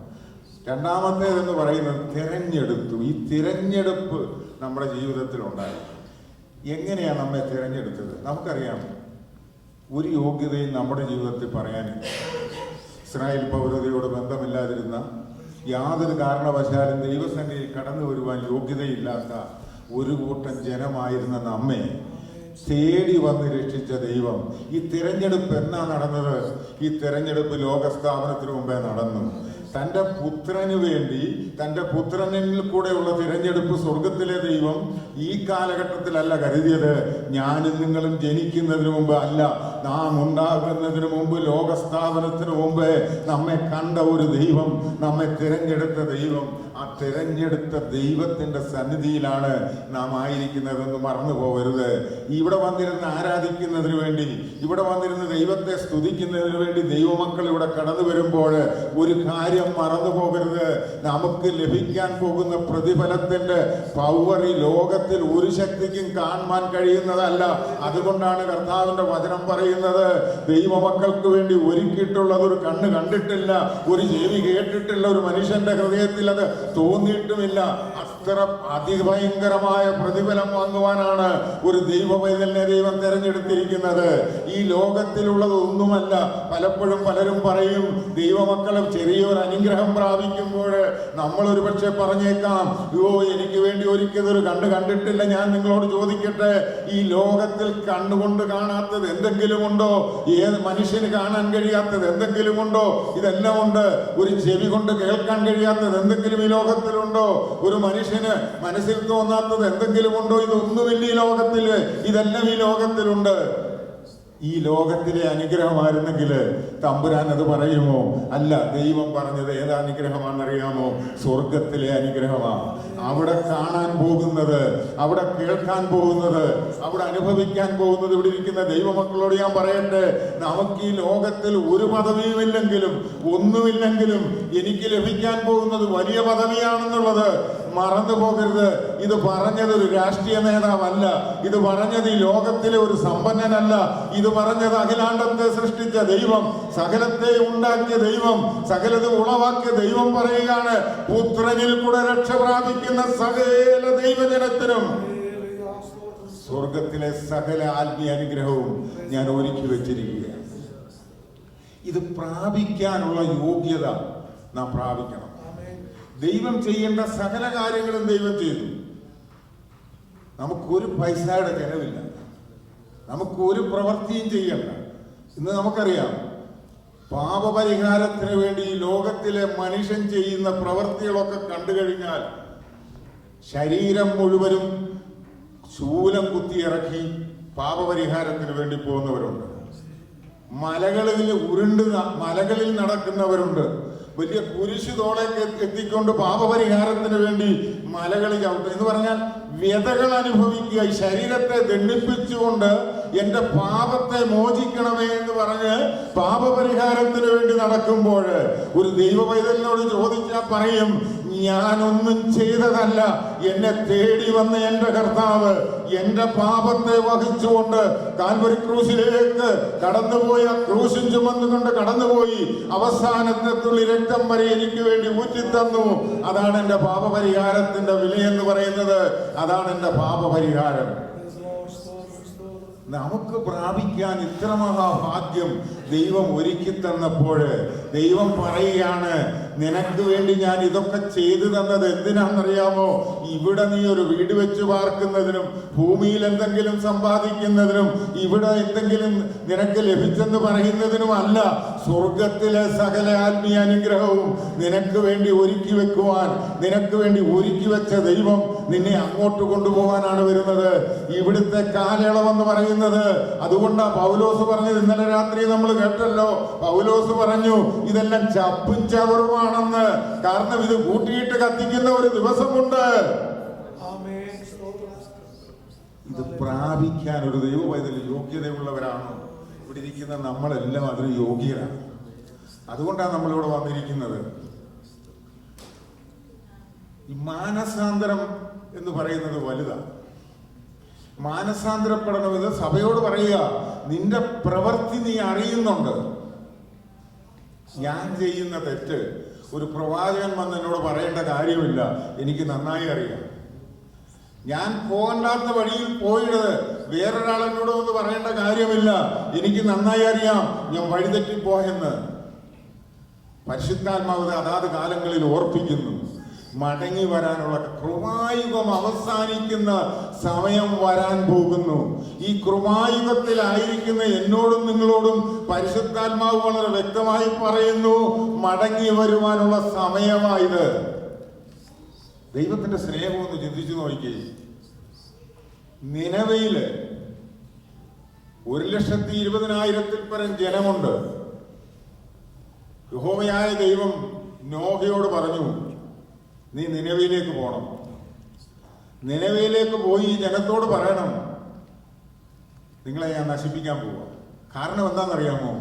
നിനവയുടെ പാപത്തിന്റെ നിലവിളി അങ്ങ് സ്വർഗത്തിലെത്തി.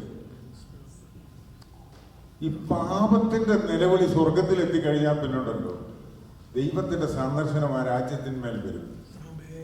ദൈവത്തിന്റെ സന്ദർശനം അവിടെ വന്നു കഴിഞ്ഞാൽ പിന്നെ നമുക്കറിയാം സോദോം ഗോമോറയെ കുറിച്ച്. സോദോം ഗോമോറ വലിയ പട്ടണമായിരുന്നു, വലിയ അനുഗ്രഹിക്കപ്പെട്ട ഒന്നിനും കുറവില്ലാത്ത പട്ടണമായിരുന്നു. പക്ഷെ സ്വർഗത്തിന്റെ ന്യായവിധി വന്നു കഴിഞ്ഞപ്പോൾ തീയും ഗന്ധവും ഇറങ്ങി നാമാവിശേഷമായി പോയി. ദൈവത്തിന് കഴിയാത്തത് കൊണ്ടല്ല. ഇന്ന് ഈ ഭൂമിയിൽ നടക്കുന്ന മ്ലേച്ഛതകളും ഇന്ന് ഈ ഭൂമിയിൽ നടക്കുന്നതായ പാപത്തിന്റെ അളവും വർദ്ധിച്ചു വരുമ്പോൾ ദൈവത്തിന് കഴിയാത്തത് കൊണ്ടല്ല, ദൈവത്തിന്റെ കരുണയാ. കാരണം ഇത് കൃപായുഗമാണ്. കൃപയിലാണ് ഞാനും നിങ്ങളും നിൽക്കുന്നത്. ഈ കൃപായുഗത്തിൽ ദൈവത്തിന് ഇത് ചെയ്യാൻ കഴിയത്തില്ല. കാരണം ദൈവം പറയുകയാണ്, ഓരോരുത്തരെയും നോക്കിക്കൊണ്ട് പറയുകയാണ്, മടങ്ങിവ, മാനസാന്തരപ്പെട്, സ്വർഗത്തിലെ സകല ആത്മീയ അനുഗ്രഹവും ഞാൻ നിങ്ങൾക്ക് വേണ്ടി കരുതി വെച്ചിരിക്കുക, നിനക്ക് വരുവാൻ മനസ്സുണ്ടോ എന്നുള്ള ചോദ്യം അവിടെ വരികയാണ്.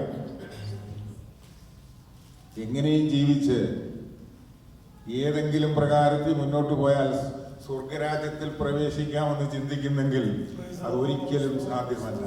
കാരണം ന്യായവിധിയുടെ മുൻപിൽ ദൈവത്തിന് യാതൊരു കരുണയുമില്ല. ഇന്ന് കരുണയുണ്ട്, ഇന്ന് കൃപയുണ്ട്, ഇന്ന് ദയയുണ്ട്. അതുകൊണ്ടാണ് പറയുന്നത്, മടങ്ങിവാ, ഞാൻ നിങ്ങളുടെ ഹൃദയവാതിലിൽ നിന്ന് മുട്ടുകയാ, ഞാൻ എന്നേ നിന്റെ ഹൃദയത്തിൽ നിന്ന് പുറത്തു പോയിരിക്കുക, ഞാൻ ഇന്ന് നിന്റെ ഹൃദയവാതിൽ നിന്ന് മുട്ടുക. നിനക്കറിയാം എന്ത് പ്രശ്നമാണ് നിന്റെ ജീവിതത്തിലുണ്ടായത്. ഇന്ന് നീ പറയുക, ഞാൻ വിശ്വാസിയാ, ഞാൻ ആത്മാവിൽ ആരാധിക്കുന്നവനാ, ഞാനത് ചെയ്യുന്നു, എനിക്കൊന്നിനും കുറവില്ല എന്ന് പറഞ്ഞ് നീ വലിയ നിലയിൽ മുന്നോട്ട് പോകുമ്പോൾ നിന്റെ ഉള്ളിൽ നിന്ന് പരിശുദ്ധാത്മാവ് എന്നേ പുറത്തു പോയിരിക്കുക. പരിശുദ്ധാത്മാവ് പറയുക, ഇന്നും നിനക്ക് അവസരമുണ്ട്, ഏറ്റു പറഞ്ഞുപേക്ഷിക്കാമോ? ഏറ്റു പറഞ്ഞുപേക്ഷിച്ചാല് പരിശുദ്ധാത്മാവ് നിന്നെ സ്വീകരിക്കാൻ തയ്യാറാ. നിന്റെ ഉള്ളിലേക്ക് പ്രവേശിക്കാൻ നിന്റെ ഹൃദയകവാടം മുമ്പിൽ നിന്ന് മുട്ടിക്കൊണ്ട് പറയുക, സഹോദര, സഹോദരി, സ്നേഹിത, പ്രിയപ്പെട്ടവരെ, സ്വർഗത്തിലെ സകല ആത്മീയ അനുഗ്രഹങ്ങളും നിനക്ക് വേണ്ടി ഒരുക്കിയതാ. എന്നാൽ ഇന്ന് ഞാൻ നിന്റെ പുറത്താ നിൽക്കുന്നത്. ഞാൻ നിന്റെ അകത്തേക്ക് പ്രവേശിപ്പാൻ ഞാൻ നിന്റെ വാതിക്കൽ ഹൃദയകവാടത്തിൽ നിന്ന് മുട്ടുന്നു. നിന്റെ ഹൃദയം ഒന്ന് തുറക്കുമോ? കുറവുകളും ഏറ്റു പറയാമോ? ആദ്യ സ്നേഹത്തിലേക്ക് നിനക്കൊന്ന് മടങ്ങി വരാമോ? ഇത് നാം നമ്മോട് തന്നെ ചോദിക്കേണ്ട കാര്യമാണ്. ഇതാരും പറയണ്ട. ഒരു പ്രവാചകൻ വന്ന് തലേ കൈവച്ച് പറയേണ്ട കാര്യമൊന്നുമല്ല. ഒരു ദൈവ പൈതൽ തന്നോട് തന്നെ ചോദിക്കണം. യോന, കർത്താവ് പറഞ്ഞ നീ പോയി പ്രസംഗിക്കണം, നിനവേല് നീ ഈ കാര്യം പറയണം. യോന എന്ത് ചെയ്യണമെന്നറിയാമോ? കർത്താവ് പറഞ്ഞതൊക്കെ കേട്ടു, ഒക്കത്തില്ലെന്നും പറഞ്ഞില്ല, പോകാമെന്നും പറഞ്ഞില്ല. അങ്ങോട്ട് ഇറങ്ങി തർസീസിലേക്ക് പോകുന്ന കപ്പൽ കണ്ടു, അതേ കയറി അതിൻ്റെ അടിത്തട്ടി പോയി കിടന്ന് ഉറങ്ങി. ഇന്നത്തെ സഭയുടെ അവസ്ഥയിൽ ഇതാണ്, ഉറക്കമാണ്. ദൈവം പറഞ്ഞ വാഗ്ദത്തങ്ങൾ, ദൈവം പറഞ്ഞ വചനങ്ങൾ അനുസരിക്കാൻ കഴിയാതെ ഇന്ന് ഈ ലോകമാകുന്ന ഈ സമുദ്രത്തിന്റെ അടിത്തട്ടിൽ കിടന്ന് ഉറങ്ങുന്ന സ്വഭാവമാണ് ദൈവമക്കൾക്കുള്ളത്. ഇന്നത്തെ സഭയുടെ അവസ്ഥയായത്. അതാ പൗലോസ് പറഞ്ഞത്, ഇതിൽ നിന്ന് നീ ഒന്ന് എഴുന്നേറ്റേ മതിയാകത്തുള്ളൂ. കാരണം നിനക്ക് വേണ്ടി ദൈവം ഒരുക്കിയത്, നിനക്ക് വേണ്ടി ദൈവം കരുതിയത്, നിന്നെ ദത്തെടുക്കുന്നതിന് വേണ്ടി ദൈവം ചെയ്ത പ്രവൃത്തി വലുതാ. നിന്നെ വീണ്ടെടുക്കുവാൻ ദൈവം കൊടുത്തത് വലിയ വിലയാ. നിന്നെ തിരഞ്ഞെടുക്കുവാൻ സ്വർഗത്തിലെ ദൈവം, യഹോവയായ ദൈവം മുന്നമേ കണ്ടതാ. അതിന് സ്വന്തം പുത്രനെ ദൈവത്തിന് നഷ്ടപ്പെടുത്തേണ്ടി വന്നു, സ്വന്തം പുത്രനെ ബലിയാക്കേണ്ടതായി വന്നു. ഇതൊക്കെ നിനക്ക് വേണ്ടി ചെയ്തതാ. എന്നിട്ട് നീ ഇപ്പൊ പോയി കിടന്ന് അടിത്തട്ടി കിടന്ന് ഉറങ്ങുക. സഭ ഉറങ്ങുന്ന കാലയളവാ. പരിശുദ്ധാത്മാവ് പറയുക, നിങ്ങൾ മടങ്ങിവാ, സഭയെ ഒന്ന് ഉണർന്നേ മതിയാകെയുള്ളൂ. ലോകം നിന്നെ നോക്കി പറയും, നീ ഉണരണമെന്ന് പറയും. ഇവിടെ യോന അടിത്തട്ടി കിടന്ന് ഉറങ്ങുക. ഒരു കാര്യം നമ്മൾ മറന്നു പോകരുത്. ദൈവം ഒരു കാര്യം പറഞ്ഞിട്ടുണ്ടെങ്കിൽ, എന്നെയും നിങ്ങളെയും കർത്താവ് വിളിച്ചതാണെങ്കിൽ, വഴിവിട്ടു പോയാൽ തമ്പുരാൻ നമ്മുടെ കൂടെ ഉണ്ട്. യോന വിചാരിച്ചു കപ്പലിന്റെ അടിത്തട്ടിൽ പോയി കിടന്ന് അങ്ങ് ഉറങ്ങിയേച്ച കാര്യമൊക്കെ സാധിച്ചു, ഞാൻ എങ്ങനെയും തർശീസിൽ ചെല്ലും. യോന പോയതിന് കാരണമുണ്ട്. ഈ നിനവേക്കാരെ പോലെ ക്രൂരന്മാരായ മനുഷ്യനില്ല. അവിടെ പോയി സുവിശേഷം പ്രസംഗിച്ചാൽ ജീവനോട് അവന്റെ തോലിരിക്കും, എന്നിട്ട് അവനെ കെട്ടി കുത്തിക്കൊല്ലും. അവർ ചെയ്യുന്നവരാണ്. ചരിത്രം പഠിക്കുമ്പോൾ അത് മനസ്സിലാവും. അവരുടെ ശിക്ഷാവിധി അവർ ഏറ്റവും വഷളന്മാരാണ്. ഈ നിനവേക്കാരെ കുറിച്ച് പറയുന്നത് ഒരിക്കൽ അവർ ദൈവത്തെ അറിഞ്ഞവരാണ്. അത് നമുക്ക് പിന്നീട് ഈ അധ്യായങ്ങൾ പഠിക്കുമ്പോൾ മനസ്സിലാവും. ഒരിക്കൽ അവർ ദൈവത്തെ അറിഞ്ഞ് പിന്മാറിപ്പോയവരാണ്. പാപത്തിലേക്കൊരു മനുഷ്യൻ വീണാൽ, പാപ വഴിയിലേക്കൊരു മനുഷ്യൻ പോയാൽ, ഒരു ദൈവ പൈതലിനോട് ഞാൻ പറയട്ടെ, നിന്നെ പാപത്തിലേക്ക് പിശാച് തള്ളിയിട്ട് കഴിഞ്ഞാൽ ചെറിയ പാപമല്ല നിന്നെ കൊണ്ട് ചെയ്യിക്കുന്നത്. സ്വർഗം നിന്നെ നശിപ്പിക്കത്തക്ക നിലയിലുള്ള പാപം നിന്നെ കൊണ്ട് പിശാച് ചെയ്യിക്കും. നീ പോലും അറിയാതെ പാപത്തിന്റെ അഗാധതയിലേക്ക് നീ വഴുതി വീണുകൊണ്ടിരിക്കും. ഒരു രാജ്യം മുഴുവനും പാപത്തിന്റെ അഗാധതയിൽ വഴുതി വീണു. അവരുടെ നിലവിളി, പാപത്തിന്റെ നിലവിളി സ്വർഗത്തിലെത്തത്തക്കോണം അത്രമാത്രം വഷളായി പോയി. അത്രമാത്രം ഭീകരന്മാരായിരുന്നു അവര്. അവിടെ ദൈവത്തെക്കുറിച്ചോ ദൈവത്തെ ആരാധിക്കുന്നതിനെ കുറിച്ചോ മിണ്ടുന്നവനെ അവർ വളരെ നീചമായി കൊല്ലും. അത് യോനയ്ക്ക് നല്ലപോലെ അറിയാം. യോനായിക്ക് മനസ്സിലായി, ഇവര് രക്ഷപ്പെടാൻ പോകുന്നില്ല, ഇവര് മാനസാന്തരപ്പെടത്തില്ല. ഞാൻ ചെല്ലുമ്പോഴേ എന്നെ പിടിക്കും, എന്റെ തോല് മുഴുവൻ ഉരിക്കും, എന്നെ നീചമായി അവർ കൊല്ലും. അതിലും നല്ലത് പോയി തർശീസിലിരിക്കുന്നതാണ്. പക്ഷെ തമ്പുരാൻ വിടത്തില്ല. നീ രക്ഷിക്കപ്പെട്ട് ദൈവകൃപയിലായിത്തീർന്ന ഒരു ദൈവ പൈതലാണോ, നിന്നെ ദൈവം വിടത്തില്ല. കാരണം എന്താണെന്നറിയാമോ? വില കൊടുത്തത് ദൈവമാണ്. വെറുതെ വന്ന് ഇവിടെ ഇരിക്കുന്നതല്ല.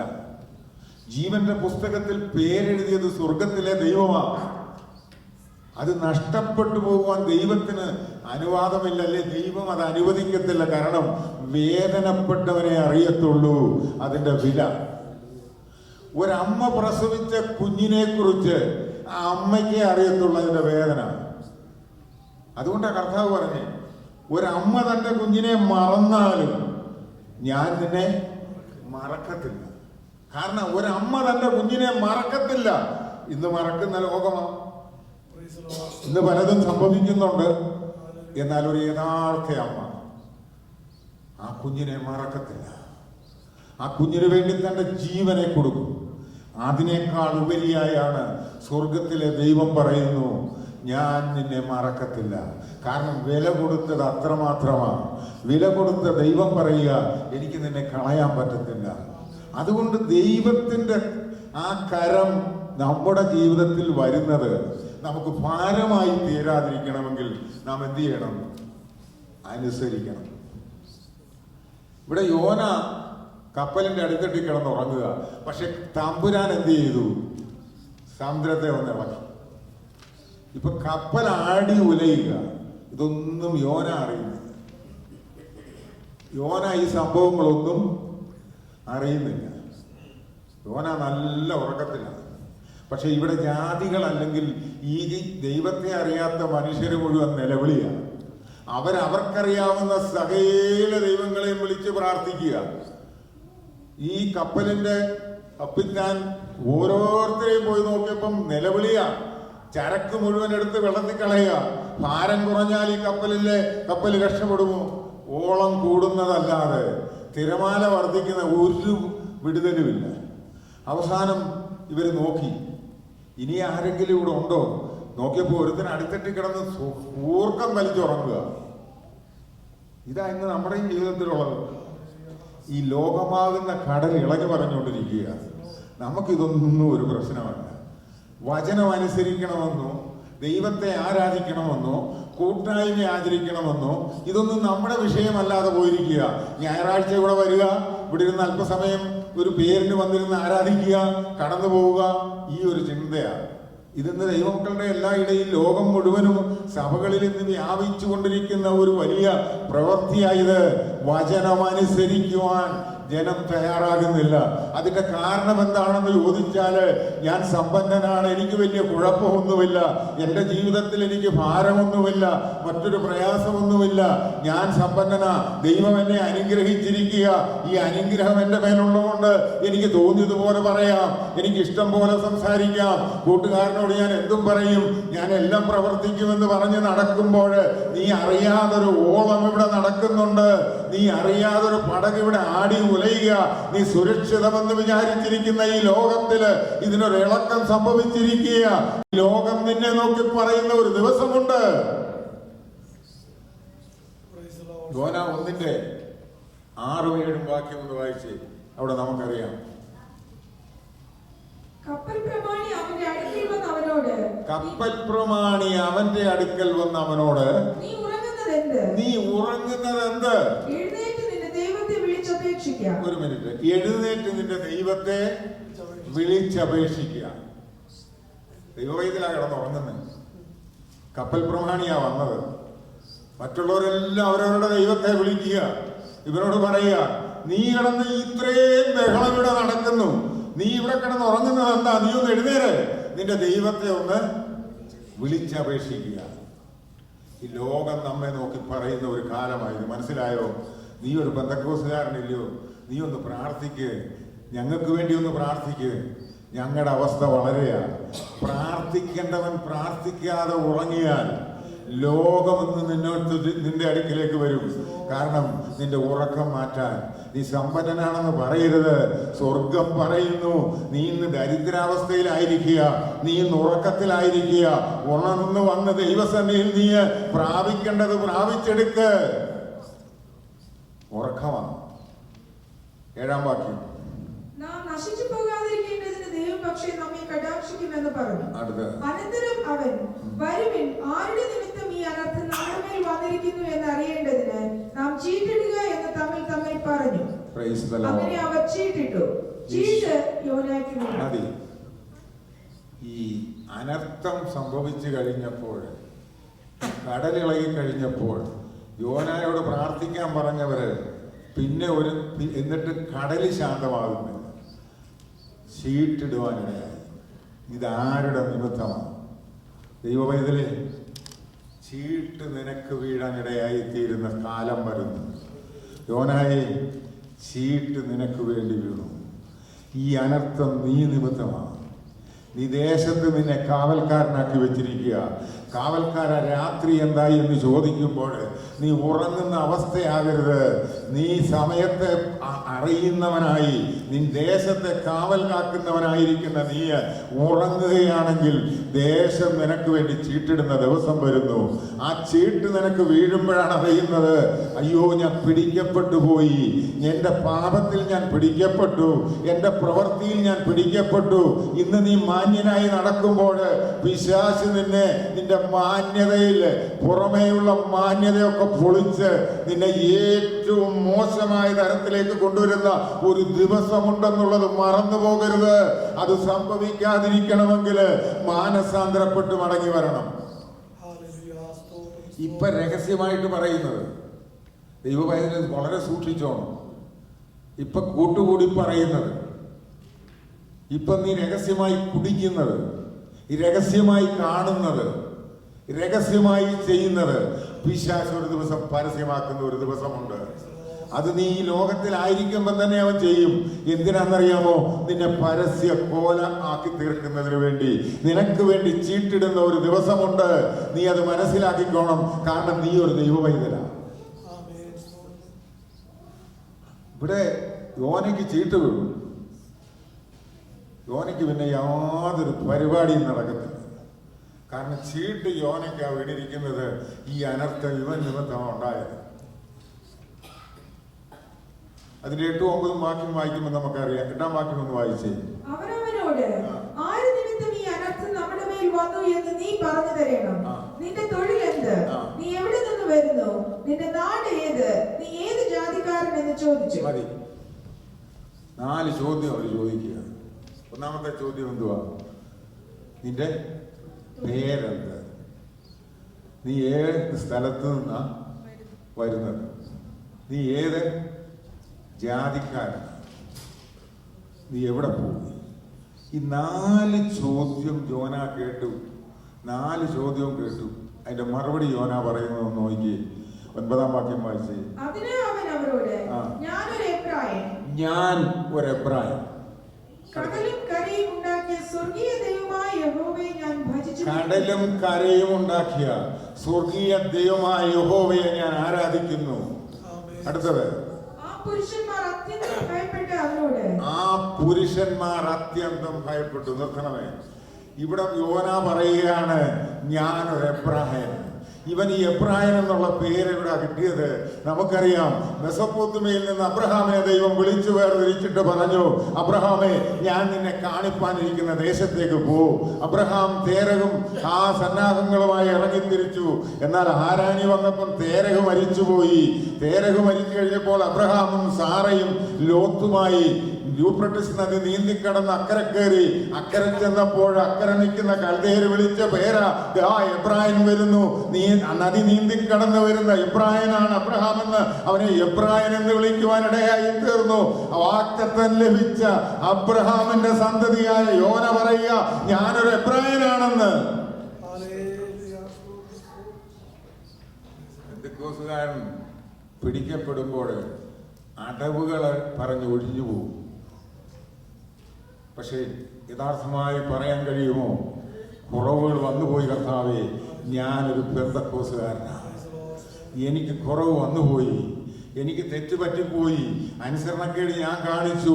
പക്ഷെ ഞാൻ ഈ പെന്തക്കോസ്തുകാരനാ, ഞാൻ രക്ഷിക്കപ്പെട്ട ഒരു ദൈവവൈതല, ഞാൻ ദൈവത്തെ സേവിക്കാൻ ഇറങ്ങിത്തിരിച്ചതാ, എൻ്റെ ദൈവം എൻ്റെ ആ രക്തം തന്നെ വീണ്ടെടുത്തതാ. ഞാൻ ഇപ്പോഴാണ് മനസ്സിലാക്കുന്നത് കുറവ് എൻ്റേതാണെന്നുള്ളത്. എനിക്കിപ്പം മനസ്സിലായി, ഞാനൊരു എബ്രായനാണ്. കടലും കരയും നിർമ്മിച്ച ദൈവത്തെ ഭജിക്കുന്നവനാ ഞാൻ സേവിക്കുന്ന ദൈവം നിങ്ങൾ സേവിക്കുന്ന ദൈവം പോലല്ല. അത് കല്ലല്ല, മരമല്ല, വിളിച്ചാൽ വിളി കേൾക്കാത്ത ദൈവമല്ല. ഈ കടലിനെ സൃഷ്ടിച്ച ദൈവമാണ് എൻ്റെ ദൈവം. ഈ കരയെ സൃഷ്ടിച്ച ദൈവമാണ്. സകലത്തിന്മേലും അധികാരമുള്ള ദൈവത്തെ ആരാധിക്കുന്നവനാണ് ഞാന്. പക്ഷെ എനിക്കിപ്പോ പറ്റിയ അബദ്ധം എന്താന്ന് ചോദിച്ചാൽ അനുസരണക്കേടാണ് എൻ്റെ ജീവിതത്തിൽ വന്നത്. ഇത് ഏറ്റുപറയുവാൻ ഒരു മനസ്സ് യോനയ്ക്കുണ്ടായി. ഇത് ഏറ്റുപറയുവാൻ യോന അവിടെ ധൈര്യം കാണിച്ചു. നമ്മളാന്നേലോ ഹവ്വ പറഞ്ഞതുപോലെ പറഞ്ഞേനെ. പാമ്പന്നെ ഒന്ന് ആദാമിനെ ഹവ്വായെ ദൈവം സൃഷ്ടിച്ച് തോട്ടത്തിലാക്കി, എല്ലാ അനുഗ്രഹങ്ങളും കൊടുത്തു. നമ്മൾ അവിടെ നോക്കി, ആദാമോ ഹവ്വായോ ദൈവത്തോട് ഒരു മാനസാന്തരം പറഞ്ഞു, ഒരു കുറവേറ്റ് പറഞ്ഞു. ഹവ്വ എന്തുവാ പറഞ്ഞേ? പാമ്പ് ചതിച്ചു. ആദാം എന്തുവാ പറഞ്ഞേ? കൂടിരിക്കാൻ തന്ന സ്ത്രീയെ ചതിച്ചു. ഇതാ ഈ ഒരൊറ്റ അടവാണ് നമ്മുടെ ജീവിതത്തിലുള്ളത്. പെന്തക്കോസുകാരായ നമ്മളോട് ദൈവത്തിന്റെ പരിശുദ്ധാത്മാവ് പറയുന്നത് എന്തോന്നറിയാമോ? നീ അടവ് കൊണ്ട് നീ സ്വർഗരാജ്യത്തിൽ ചെല്ലത്തില്ല. സ്വർഗത്തിലെ സകല ആത്മീയ അനുഗ്രഹങ്ങളും അത് നിനക്ക് വേണ്ടി ദൈവം ഒരുക്കിയിരിക്കുന്നതാണ്. അത് പ്രാപിക്കുവാൻ നീ തയ്യാറാകുന്നെങ്കിൽ നീ ഏറ്റുപറഞ്ഞ് നിന്റെ കുറവുകൾ ഉപേക്ഷിക്കണം. നീ നിന്നെ തന്നെ ഒന്ന് ശോധന ചെയ്യണം. ഞാൻ മുന്നോട്ട് പോകട്ടെ, ആ ഭാഗം പെട്ടെന്ന് ഞാൻ അവസാനിപ്പിക്കാം. ദൈവത്തിന്റെ സന്നിധി നമ്മെ ദത്തെടുത്തതാണ് ദൈവം. അവൻ നമ്മെ തിരഞ്ഞെടുത്തു. ക്രിസ്തുയേശുവിൽ കൂടെയുള്ള തിരഞ്ഞെടുപ്പാനാണ് അവൻ നടത്തിയത്. ദൈവത്തിന് നമ്മെ ആവശ്യമുണ്ട്. പക്ഷെ നമ്മെ ദൈവത്തിന് എങ്ങനെയാണ് ആ ആവശ്യമെന്ന് ചോദിച്ചാല് തന്റെ പുത്രനിൽ കൂടെ ദത്തെടുത്ത് തന്റെ മക്കളാക്കി തീർത്തു. ദത്തെടുക്കുക എന്ന് പറഞ്ഞാൽ നമുക്കറിയാം, ആ അവസ്ഥ നമുക്കറിയാം. റോമാലേഖനം പറയുന്നു ഇതുപോലെ, കാട്ടൊലിവായിരുന്ന എന്നെ അവിടുന്ന് ഒടിച്ചെടുത്തു കൊണ്ടുവന്ന് നാട്ടൊലിവിന്റെ ചില കമ്പുകളൊക്കെ മുറിച്ചു കളഞ്ഞ് അതിനോട് ചേർത്തൊട്ടിച്ചെടുത്തതാ എന്ന് പറഞ്ഞാൽ യഹൂദ പാരമ്പര്യമില്ലാത്ത യഹൂദനല്ലാതിരിക്കെ ജാതിയായിരിക്കുന്ന എന്നെ യഹൂദിനേക്കാൾ ശ്രേഷ്ഠമായി സ്വർഗത്തിലെ ദൈവം ദത്തെടുത്ത് മക്കളെന്ന് അവകാശിയാക്കി തീർത്ത് ഇന്ന് പകൽക്കാലം ഇവിടെ കൊണ്ടിരുത്തിയിരിക്കുന്നെങ്കിൽ ഏതിലാണ് വീണതെന്നൊന്ന് തിരിച്ചറിഞ്ഞ് മാനസാന്തരപ്പെട്ട് മടങ്ങി വരണമെന്ന് ദൈവത്തിന്റെ പരിശുദ്ധാത്മാവ് ഇന്ന് പകൽക്കാലം ഓർപ്പിക്കുക. ഈ വിടുതല്, ഈ വീണ്ടെടുപ്പ് തന്നത് യേശുക്രിസ്തുവിന്റെ രക്തത്താലാണ്. യേശുക്രിസ്തുവിന്റെ രക്തത്താലുള്ള വീണ്ടെടുപ്പാണ് നമുക്കുണ്ടായത്. യോന പറഞ്ഞ മറുപടി, എന്നെ എടുത്ത് കടലിലിട്ട് ഒരു പ്രശ്നം പരിഹരിക്കുക, അവിടെ പരിഹരിച്ചു. പിന്നൊക്കെയുള്ള സംഭവങ്ങൾ നമുക്കറിയാം. 1,20,000 പരം ജനത്തെ യോന രണ്ടാമത് പോയി പ്രസംഗിച്ചു. ആ ജനം വീണ്ടെടുക്കപ്പെട്ട ജനമായി തീർന്നെന്ന് പറഞ്ഞാൽ അവർ മാനസാന്തരപ്പെട്ടു, മടങ്ങി വന്നു. അവർ തങ്ങളുടെ പാപങ്ങളെ ദൈവസന്നിധിയിൽ ഏറ്റുപറഞ്ഞു. അവർ ഉപവസിക്കാൻ തീരുമാനിച്ചു. ഇതെല്ലാം അവർ ചെയ്തു. ദൈവം അനുദപിക്കുന്ന ദൈവമാണ്. അനർത്ഥത്തെക്കുറിച്ച് അനുദപിക്കുന്ന ദൈവമാണ്. നീ കണ്ണുനീര് പൊഴിക്കാൻ തയ്യാറാണോ? നീ ദൈവസന്നിധിയിൽ മുഴങ്കാൽ മടക്കാൻ തയ്യാറാണോ? ദൈവത്തോട് നിനക്ക് ചോദിക്കാൻ കഴിയുമോ? കർത്താവേ, തെറ്റുപറ്റിപ്പോയി, അനുസരണക്കേട് എൻ്റെ ജീവിതത്തിലുണ്ടായി, എൻ്റെ നാവിനെ ഞാൻ ദൈവഹിതമല്ലാത്ത വഴിയിലേക്ക് തിരിച്ചു, എൻ്റെ കണ്ണിനെ, എൻ്റെ നോട്ടത്തെ ഞാൻ ദൈവഹിതമല്ലാത്ത വഴിയിലേക്ക് തിരിച്ചു, എൻ്റെ കാലുകൾ ദൈവഹിതമല്ലാത്ത വഴിയിലേക്ക് നടന്നു. എന്നോട് ക്ഷമിക്കണമേ. ഞാനൊരു ദൈവ പൈതലാ. യോന പറയുന്നത് ഞാനൊരു എബ്രായനാ.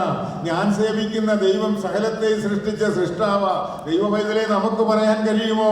എന്നെ രക്തം തന്ന് വീണ്ടെടുത്ത ദൈവത്തിന്റെ പൈതലാ ഞാന്. എനിക്ക് തെറ്റുപറ്റിപ്പോയി, എന്നെ ഒന്ന് മടക്കിക്കൊണ്ടുവരണമേ. രക്തത്താലുള്ള വീണ്ടെടുപ്പ് പ്രാപിച്ച ദൈവമക്കള് മടങ്ങി വന്നേ മതിയാവും. കാരണം രക്തത്താലാണ് വീണ്ടെടുപ്പ്. യേശുക്രിസ്തുവിന്റെ രക്തത്താൽ അല്ലാതൊരു വീണ്ടെടുപ്പില്ല, മറ്റൊരു മാർഗവുമില്ല, മറ്റൊരു രക്ഷാമാർഗമില്ല.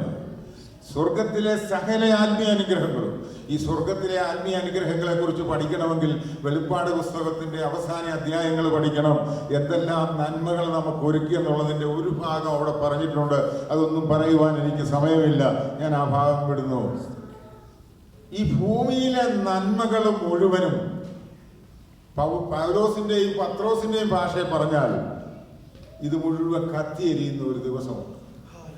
ഇത് മുഴുവൻ കത്തിച്ചാമ്പലാവും. പക്ഷെ സ്വർഗത്തിലെ അനുഗ്രഹമുണ്ടല്ലോ, അത് ഒരിക്കലും നഷ്ടപ്പെടുന്നില്ല. അത് നിത്യമായ, അതാ ദൈവം ഒരു ദൈവത്തിൽ ഒരുക്കുന്നത്. ഈ വേദപുസ്തകത്തിൽ അല്ലെങ്കിൽ കർത്താവായ യേശു പഴയ നിയമത്തിൽ പല അനുഗ്രഹങ്ങളും പറയുന്നുണ്ട്. വീടിനെ കുറിച്ച്, നാടിനെ കുറിച്ച്, രാജ്യത്തെ കുറിച്ചൊക്കെ പറയുന്നുണ്ട്. പുതിയ നിയമത്തിൽ കർത്താവ് വന്നു കഴിഞ്ഞപ്പോൾ കർത്താവ് ദൈവമക്കളോട് അല്ലെ ശിഷ്യന്മാർ തന്റെ കൂടെ നടന്നവരോടൊക്കെ പറയുന്ന ഒരു കാര്യമുണ്ട്. ഈ ഭൂമിയിലെ ഒന്നും ദൈവം അവർക്ക് കൊടുക്കാമെന്ന് പറഞ്ഞില്ല. വീട് കൊടുക്കാമെന്ന് പറഞ്ഞില്ല, കാറ് കൊടുക്കാമെന്ന് പറഞ്ഞില്ല, ഒന്നുമില്ല. ഇതൊന്നും പറഞ്ഞില്ല. പക്ഷെ ഒരു കാര്യം പറഞ്ഞു, ജീവനും ഭക്തിക്കും വേണ്ടുന്നത് ഞാൻ നിങ്ങൾക്ക് തരാം. അതുകൊണ്ട് ഒരു ദൈവവചനത്തിന് വേണ്ടുന്നത് എന്താ? ജീവനും ഭക്തിക്കും വേണ്ടുന്നത്. അന്നന്ന് നടത്തിക്കൊള്ളാം എന്ന് പറഞ്ഞു. കർത്താവ് സമ്പന്നതായ ഒന്നും കരുതിയില്ല, ശിഷ്യന്മാർക്കൊന്നും കരുതിയില്ല. യേശുവിന്റെ അടുക്കൽ വന്ന് അവർ ചോദിക്കുന്നുണ്ട്, ഞങ്ങൾക്ക് എന്തോ കിട്ടുമെന്ന്. കർത്താവ് പറഞ്ഞു, നിങ്ങൾക്ക് കിട്ടാൻ പോകുന്നത് ഇതിന്റെ 10 മടങ്ങാണ്. അത് എവിടെ വെച്ച് കിട്ടുമെന്നോ എങ്ങനെ കിട്ടുമെന്നോ ഒന്നും കർത്താവ് പറഞ്ഞില്ല. പക്ഷെ ഈ ഭൂമിയിലുള്ളതൊക്കെ മാറ്റപ്പെടുമെന്ന് ദൈവം വളരെ വ്യക്തമായി പറഞ്ഞു. ഞാൻ ആ ഭാവം വിടട്ടെ. യേശുവിന്റെ രക്തത്താലുള്ള വീണ്ടെടുപ്പ് പ്രാപിച്ച ദൈവമക്കൾക്ക് ലഭിക്കാൻ പോകുന്ന അനുഗ്രഹം ഈ ഭൂമിയിലുള്ള അനുഗ്രഹമല്ല, സ്വർഗത്തിലെ സകല ആത്മീയ അനുഗ്രഹവുമാണ്. സ്വർഗത്തിലെ അനുഗ്രഹം എന്ന് പറയുന്നത് ദൈവം നൽകുവാൻ പോകുന്ന അനുഗ്രഹം. ദൈവം നൽകുന്ന അനുഗ്രഹം കണ്ണിലെ കണ്ണുനീര് മാറുന്ന അനുഭവം, രോഗം മാറുന്ന അനുഭവം, ദുഃഖമില്ലാത്ത അനുഭവം, സന്തോഷത്തിന്റെ അനുഭവം. യാതൊരു ഭാരവും വേണ്ട. യാത്ര ചെയ്യാൻ നിനക്ക് കാറ് വേണ്ട, നിനക്ക് പാർക്കുവാൻ നീ വീടുണ്ടാക്കണ്ട, നിനക്ക് കഴിക്കുവാൻ നീ ആഹാരം പാചകം ചെയ്യണ്ട. ഇത് സകലത ഒരുക്കി വെച്ചിട്ട് പറയുക, സ്വർഗത്തിലെ സകല ആത്മീയ അനുഗ്രഹങ്ങളും നിനക്ക് വേണ്ടി ഞാൻ ഒരുക്കി വെച്ചിരിക്കുക. നിന്നെ ഞാൻ തിരഞ്ഞെടുത്തിരിക്കുക. യേശു ക്രിസ്തുവിന്റെ രക്തത്താലുള്ള വീണ്ടെടുപ്പാണ് നീ പ്രാപിച്ചിരിക്കുന്നത്. ആ വീണ്ടെടുപ്പ് പ്രാപിച്ച ദൈവജനത്തോട് പറയുക, നീ മടങ്ങി വരണം. കൃപായുഗം തീരാൻ പോവുകയാണ്. ഈ കൃപായുഗം തീർന്നു കഴിഞ്ഞാൽ പിന്നെ നിനക്ക് രക്ഷ പ്രാപിപ്പാൻ സമയമില്ല. അതുകൊണ്ടാണ് കർത്താവ് പറയുന്നത്, ഇപ്പോഴും ഞാൻ നിന്നെ തിരഞ്ഞെടുത്തിരിക്കുക, നിന്നെ വിളിച്ച് വേർതിരിച്ചിരിക്കുക, ഇപ്പം ഞാൻ നിന്നെ ദത്തെടുത്തിരിക്കുക. കുറവുകളുണ്ടെങ്കിൽ ഏറ്റു പറഞ്ഞ് ഉപേക്ഷിച്ച് നീ മടങ്ങിവ. ആ രക്തത്തിന്റെ വില, ഒരു മനുഷ്യന്റെ രക്തം എന്ന് പറയുന്നത് ഭൂമിയിൽ വീണ 15 മിനിറ്റ് കൊണ്ട് അത് കട്ടയായിരുന്നു.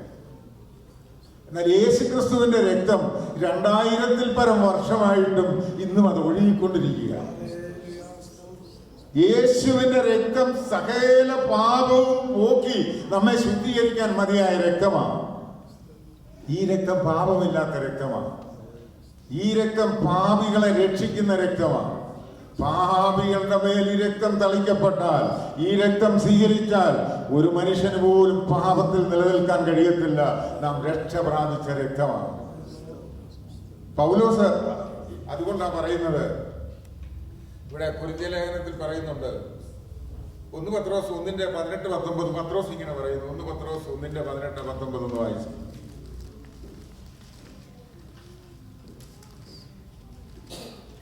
വ്യർത്ഥവും നിർവാരംഭവുമായ വ്യർത്ഥവും പിതൃപാരമ്പര്യവുമായുള്ള നിങ്ങളുടെ നടപ്പിൽ നിന്ന് നിങ്ങളെ വീണ്ടെടുത്തിരിക്കുന്നത് പൊന്ന്, വെള്ളി മുതലായ അഴിഞ്ഞു പോകുന്ന വസ്തുക്കളെ കൊണ്ടല്ല, ക്രിസ്തു എന്ന നിർദോഷവും നിഷ്കളങ്കവുമായ കുഞ്ഞാടിന്റെ വിലയേറിയ രക്തം കൊണ്ടത്രേ എന്ന് നിങ്ങൾ അറിയുന്നുവല്ലോ. നിങ്ങളെ വീണ്ടെടുത്തിരിക്കുന്നത് വെള്ളി, പൊന്ന് മുതലായ അഴിഞ്ഞു പോകുന്ന വസ്തുക്കളെ കൊണ്ടല്ല, ക്രിസ്തുവിന്റെ നിർദോഷവും നിർമ്മലവുമായ രക്തത്താലുള്ള വീണ്ടെടുപ്പാണ് ഞാൻ നിങ്ങൾ പ്രാപിച്ചിരിക്കുന്നത്. അതുകൊണ്ട് കുറെ പണമുണ്ടെങ്കിൽ രക്ഷപ്പെടാമെന്ന് വിചാരിച്ചാൽ സാധ്യമല്ല. പിടിപാടുണ്ടെങ്കിൽ രക്ഷപ്പെടാമെന്ന് വിചാരിച്ചാൽ സാധ്യമല്ല. അതൊക്കെ അല്പസമയത്തേക്ക് ലോകത്തിൽ ഒരു പക്ഷേ നടന്നേക്കും. എന്നാൽ കർത്താവായ യേശു ക്രിസ്തുവിന്റെ രക്തത്താലുള്ള വീണ്ടെടുപ്പ് പ്രാപിച്ച ദൈവപൈതലെ, നിന്നെ വീണ്ടെടുത്തത് ഈ ലോകത്തിലെ ഒരു വസ്തുവും കൊണ്ടല്ല, കാൽവരി ക്രൂസിലെ രക്തത്താലാണ് നിന്നെ വീണ്ടെടുത്തത്. യേശു ക്രിസ്തുവിന്റെ രക്തത്താൽ വീണ്ടെടുപ്പ് പ്രാപിച്ച ദൈവപൈതലാണ് നാം ഓരോരുത്തരും. ഇവിടെ ആയിരിക്കുന്ന ഓരോരുത്തരും ദൈവ സന്നിധിയിൽ നാം ആയിരിക്കുമ്പോൾ ഒരു കാര്യം മറന്നു പോകരുത്. വീണ്ടെടുപ്പ് പ്രാപിച്ചു എന്നുള്ളത് സത്യമാണ്. പക്ഷെ ഇപ്പോൾ ഉറങ്ങുന്ന അവസ്ഥയാണെങ്കിൽ, യോനയെപ്പോലെ അടിത്തട്ടിലാണെങ്കിൽ, ഈ ലോകത്തിൽ നാം ആയിരിക്കുമ്പോൾ ഓളങ്ങളുണ്ട്, തിരമാലകളുണ്ട്, പ്രയാസങ്ങളുണ്ട്. എന്നാൽ കർത്താവായ യേശു ക്രിസ്തു നമ്മളോട് വളരെ വ്യക്തമായി പറയുക, നീ ഏതിലാണ് വീണിരിക്കുന്നതെന്ന് മനസ്സിലാക്കി മടങ്ങി വന്ന് നീ ദൈവത്തെ ആരാധിക്ക്. ഇപ്പോൾ നിനക്ക് കടന്നു വരുവാനുള്ള സമയമാ. കാരണം ഇപ്പോൾ രക്ഷാ ദിവസമാ, ഇപ്പോൾ സുപ്രസാദ കാലമാ. ഇന്ന് നിനക്ക് സാധിക്കും. ഇതുവരെ നീ യേശുവിന്റെ രക്തത്താൽ വീണ്ടെടുപ്പ് പ്രാപിച്ചില്ലെങ്കിൽ അതിനുള്ള അവസരമാ നിനക്ക്. അടുത്ത നിമിഷം എന്ത് സംഭവിക്കുമെന്ന് നമുക്കറിയത്തില്ല. മരണത്തിനപ്പുറം നമ്മെ രക്ഷിക്കാൻ മറ്റാർക്കും സാധ്യമല്ല. മരണത്തിനപ്പുറത്തേക്ക് നമ്മെ കൊണ്ടെത്തിച്ചു കഴിഞ്ഞാൽ, മരണം കഴിഞ്ഞാൽ പിന്നെ നമുക്കൊരു വീണ്ടെടുപ്പില്ല, നമുക്കൊരു രക്ഷയില്ല എന്ന് പറഞ്ഞാൽ പാപത്തിൽ മരിക്കുന്നവരെ കുറിച്ചാണ് ഞാൻ പറഞ്ഞത്. പാപത്തിൽ മരിക്കുന്നവനൊരു വീണ്ടെടുപ്പില്ല. എന്നാൽ ഒരു ദൈവപൈതൽ മരിച്ചാൽ, ഈ ശരീരം വിട്ടു പോയി കഴിഞ്ഞാൽ അവനൊരു വീണ്ടെടുപ്പുണ്ട്. അതാണ് അവന് സ്വർഗത്തിലെ സകല ആത്മീയ അനുഗ്രഹങ്ങളും വാഗ്ദത്തം ചെയ്ത ദൈവം അവനെ ഒരിക്കൽ വീണ്ടെടുത്തിട്ട് ക്രിസ്തു തന്റെ സന്നിധിയിൽ കൊണ്ടുപോയി തന്റെ പിതാവിന്റെ സന്നിധിയിൽ താൻ അനുഗ്രഹങ്ങളെ പകർന്നുകൊണ്ട് കർത്താവിനോടൊപ്പം വാഴുന്ന ഒരു സുദിനമുണ്ട്. ഇത് പ്രാപിക്കുവാനാണ് നമ്മെ തെരഞ്ഞെടുത്തത്, ദൈവം അനുഗ്രഹിച്ചത്, നമ്മെ ദത്തെടുത്തത്, ആ രക്തത്താലുള്ള വീണ്ടെടുപ്പ് പ്രാപിച്ചത്. ഞാൻ എൻ്റെ വാക്കുകളെ ചുരുക്കട്ടെ. യേശുവിന്റെ രക്തത്തിന് വില അറിയണമെങ്കിൽ ആ രക്തം നിന്റെ നാവിൽ നിന്നൊന്ന് പുറപ്പെടണം. എന്ന് പറയാൻ കഴിയുമോ? യേശുവിന്റെ രക്തത്താലുള്ള വീണ്ടെടുപ്പ് നിന്റെ ജീവിതത്തിൽ ഏത് പ്രതിസന്ധി വന്നാലും യേശുവിന്റെ രക്തം ജയമെന്ന് പറയാമോ?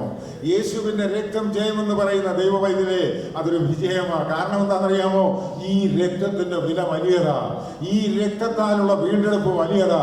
ഈ രക്തത്താൽ തകർക്കപ്പെട്ട പിശാചിന്റെ സാമ്രാജ്യം തകർക്കപ്പെട്ടതാ.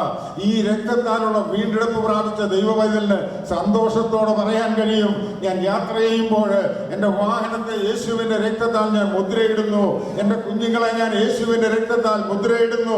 എനിക്കുള്ളതിനെ യേശുവിന്റെ രക്തത്താൽ മുദ്രയിടുന്നു എന്ന് പറഞ്ഞാൽ അതൊരു മുദ്രയാണ്. യേശുവിന്റെ രക്തം സകലത്തിന്മേലും അധികാരമുള്ള രക്തമാ. നിനക്കത് പറയാൻ കഴിയുമോ? ഇന്ന് പകൽക്കാലം ദൈവമക്കളെ, ഞാൻ നിങ്ങളോട് പറയട്ടെ, നിന്റെ ഏത് പ്രശ്നമായിരുന്നാലും, നിന്റെ ഏത് വിഷയമായിരുന്നാലും യേശുവിന്റെ രക്തത്താൽ അതിന്മേൽ മുദ്രയിട്ട് പ്രാർത്ഥിക്കുക. നിന്നിൽ എന്തെങ്കിലും കുറവുണ്ടെങ്കിൽ, കർത്താവേ ഞാൻ മടങ്ങി വരുന്നു, ആ രക്തത്താൽ വീണ്ടെടുപ്പ് പ്രാപിച്ച ദൈവപൈതല ഞാൻ വീണുപോയി, ഞാൻ പലതിലും തെറ്റിപ്പോയി, കഴിഞ്ഞ കാല ജീവിതത്തിൽ എന്നിൽ നിന്നും പല കുറവുകൾ വന്നുപോയി, എന്നോട് ക്ഷമിക്കണമേ എന്ന് പറഞ്ഞ് ഒരു മടങ്ങി വരവ് നിന്റെ ജീവിതത്തിൽ നൽകാമോ? കർത്താവ് പറയുകയാണ്, ഇന്ന് ഞാൻ പുറത്തു നിന്നുകൊണ്ടാണ് നിന്റെ ഹൃദയവാതിലിൽ മുട്ടുന്നത്. എന്നാൽ എനിക്ക് അകത്ത് കയറാൻ നീ ഒരു അവസരം എന്താ? നീ ഒന്ന് ഏറ്റു പറഞ്ഞുപേക്ഷിച്ച് എന്നെ നീ ഉള്ളിലേക്കൊന്ന് ക്ഷണിക്ക്. നിന്നെ അനുഗ്രഹിക്കുന്ന ഒരു ദൈവമുണ്ട്. സ്വർഗത്തിലെ സകല ആത്മീയ അനുഗ്രഹങ്ങളും നിനക്ക് വേണ്ടി ഒരുക്കി വെച്ചിരിക്കുക. അത് പ്രാപിപ്പാൻ നിനക്ക് മനസ്സുണ്ടോ? ഒരു നിമിഷം നമ്മുടെ കണ്ണുകൾ ദൈവസന്നിധിയിൽ ഒന്ന് അടച്ച് ഒന്ന് നമ്മെ തന്നെ ഒന്ന് ശോധന ചെയ്തേ. കർത്താവേ, ആ രക്തത്താലുള്ള വീണ്ടെടുപ്പ് ഞാൻ പ്രാപിച്ചതാണ്. എന്നാൽ ഇന്ന് ഞാൻ ഏതവസ്ഥയിലായിരിക്കുന്നു? ഞാൻ മറുത്ത് മത്സരിക്കുന്നവനാണോ? ഞാൻ അനുസരണക്കേട് കാണിച്ചിട്ടുണ്ടോ? എൻ്റെ നാവിനെ ഞാൻ വിട്ടുകൊടുത്തത് പിശാചിന്റെ ഇഷ്ടത്തിനാണോ? എൻ്റെ കാലുകളെ ഞാൻ മുന്നോട്ട് വെച്ചത് പിശാചിന്റെ ആലോചന പ്രകാരമാണോ? എൻ്റെ ചിന്ത പോയത് പിശാചിന്റെ ആലോചന പ്രകാരമാണോ? എൻ്റെ കണ്ണ് എങ്ങനെയാണ് സഞ്ചരിച്ചത്? ഇതെല്ലാം നമ്മളൊന്ന് ശോധന ചെയ്ത് ഇന്ന് പകൽക്കാലം ദൈവസേനയിൽ ഒരു നിമിഷം നമ്മെ തന്നെ ഒന്ന് സമർപ്പിച്ച് യേശുവിനോട് പറ, ഞാൻ മടങ്ങി വരുന്ന കർത്താവേ, എൻ്റെ ഉള്ളിലേക്ക് നീ വീണ്ടും വരണമേ, എന്നോട് ക്ഷമിക്കണമേ, ആ കൃപയുടെ വാതില് എനിക്ക് വേണ്ടി ഒന്ന് തുറക്കണമേ കർത്താവേ. അങ്ങയുടെ വാഗ്ദത്തമുണ്ടല്ലോ, സ്വർഗത്തിലെ സകല ആത്മീയ അനുഗ്രഹങ്ങളും അത് എനിക്ക് വേണ്ടി ഒരുക്കി വെച്ചിരിക്കുകയാണ്. അത് പ്രാപിപ്പാൻ ഞാൻ യോഗ്യനാണെന്ന് പറഞ്ഞ് ഞാനതിന് യോഗ്യനാണെന്ന് വാതുറന്നെന്ന് പറഞ്ഞ് ഞാൻ ഈ വാഗ്ദത്തം പ്രാപിപ്പാൻ യോഗ്യനാണ്. ദൈവത്തിലെ ധൈര്യത്തോടെ പറ, പിശാചൊന്ന് കേൾക്കട്ടെ, ഈ സ്വർഗത്തിലെ സകല ആത്മീയ അനുഗ്രഹങ്ങളും പ്രാപിപ്പാൻ ഞാൻ യോഗ്യനാണ് എന്ന് തന്റെ ഇടത്തോടെ പറ. പിശാചൊന്ന് കേൾക്കട്ടെ. കാരണം നിന്നെ രക്തത്താൽ വീണ്ടെടുത്ത ദൈവ പൈതലാ നീ പാപത്തിനടിമപ്പെട്ടവനല്ല. ഇന്ന് പകൽക്കാലം നമുക്ക് നമ്മെ തന്നെ ദൈവങ്ങളിൽ ഒന്ന് സമർപ്പിക്കാം, പ്രാർത്ഥിക്കാം. ഈ വചനങ്ങളാൽ ദൈവം നമ്മെ അനുഗ്രഹിക്കട്ടെ. ദൈവനെ ഓർത്ത് പ്രാർത്ഥിക്കാം.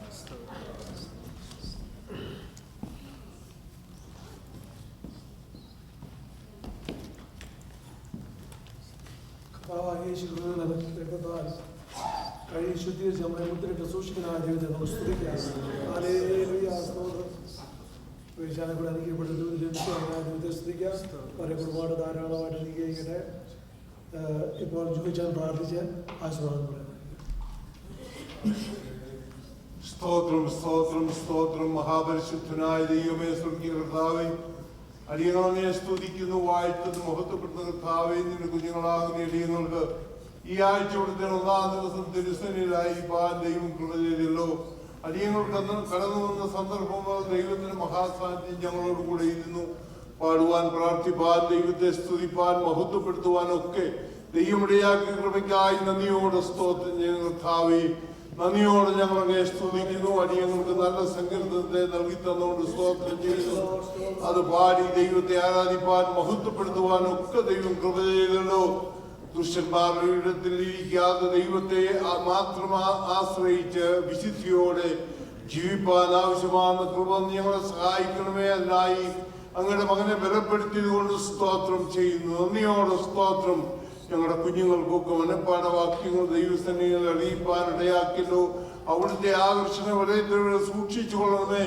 ദൈവകൃപയിൽ വളർന്നു വരുവാൻ ആവശ്യമാകുന്ന കൃപ കൊടുത്ത് സഹായിച്ചു കൊള്ളണമേ എന്ന് പ്രാർത്ഥിക്കുന്നു.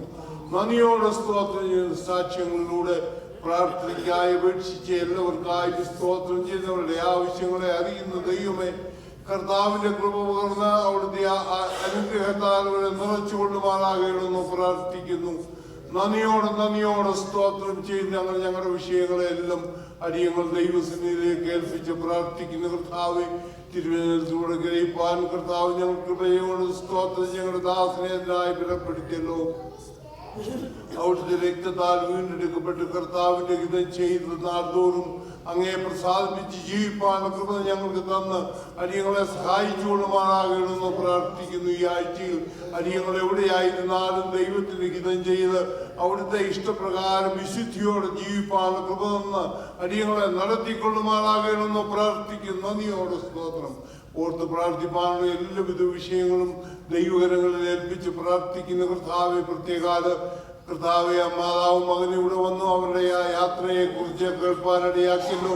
ദൈവനെ സഹായിക്കണമേ. ക്ഷേമത്തോടെ ഭവനത്തിലെത്തുവോളം ദൈവകൃപയിൽ പൊതിഞ്ഞുകൊള്ളുമാറാകണമേ എന്ന് പ്രാർത്ഥിക്കുന്നു. തന്റെ ഭക്തന്മാരെ ചിറകിൻ കീഴെ വഹിക്കുന്ന ദൈവം അവരെ സൂക്ഷിച്ചു കൊള്ളുമാറാകണമേ എന്ന് പ്രാർത്ഥിക്കുന്നു. യാത്ര ആഗ്രഹിക്കുന്ന ഓരോരുത്തരെയും ദൈവം അനുഗ്രഹിച്ചു കൊള്ളണമേ കർത്താവെ. നിന്റെ കൃപയിൽ അവരെ സൂക്ഷിച്ചു കൊള്ളുമാറാകണമെന്ന് പ്രാർത്ഥിക്കുന്നു. ഞങ്ങളെ സഭയായി ദൈവകരങ്ങളിലേക്ക് സമർപ്പിക്കുന്ന കർത്താവെ, വ്യക്തിപരമായി കുടുംബമായി ഏൽപ്പിക്കുന്നു. ഞങ്ങളുടെ ആവശ്യങ്ങൾ കൂടെ ഇരുന്ന് കർത്താവ് ഞങ്ങളെ അതിശയകരമായി നടത്തിക്കൊള്ളുമാറാകണമെന്ന് പ്രാർത്ഥിക്കുന്നു. അങ്ങനെ എല്ലാവിധ വിഷയങ്ങളും ദൈവകരങ്ങളിലേക്ക് ഏൽപ്പിക്കുന്നു. ഈ ആഴ്ചയിൽ ദൈവത്തിന്റെ മഹാസാന്നിധ്യം ഞങ്ങളോട് കൂടെ ഇരിക്കണമേ. അങ്ങയുടെ ആലോചനയാൽ ഞങ്ങളെ നടത്തിക്കൊള്ളുമാറാകണമെന്ന് പ്രാർത്ഥിക്കുന്നു. എല്ലാ നിലയിലും ദൈവത്തിന്റെ നാമം ഞങ്ങൾ മഹത്വപ്പെടുത്തണമേ. പ്രാർത്ഥന കേട്ടുകൊണ്ട് സ്തോത്രം. യേശുവിന്റെ നാമത്തിൽ തന്നെ. കർത്താവായ യേശു ക്രിസ്തുവിന്റെ കൃപയും പിതാവായ ദൈവത്തിന്റെ സ്നേഹവും പരിശുദ്ധാത്മാവിന്റെ സംബന്ധവും സഹവാസവും നാം പ്രാർത്ഥിച്ച എല്ലാ വിഷയങ്ങളോടും ലോകമുള്ള സകല വിശുദ്ധന്മാരോടും ഇന്നും എന്നേക്കും ഉണ്ടായിരിക്കുമാറാകട്ടെ. ഇത്രത്തോളം ജയം എന്ന ദൈവത്തിന് സ്തോത്രം ചെയ്യാം. Hallelujah, hallelujah, hallelujah.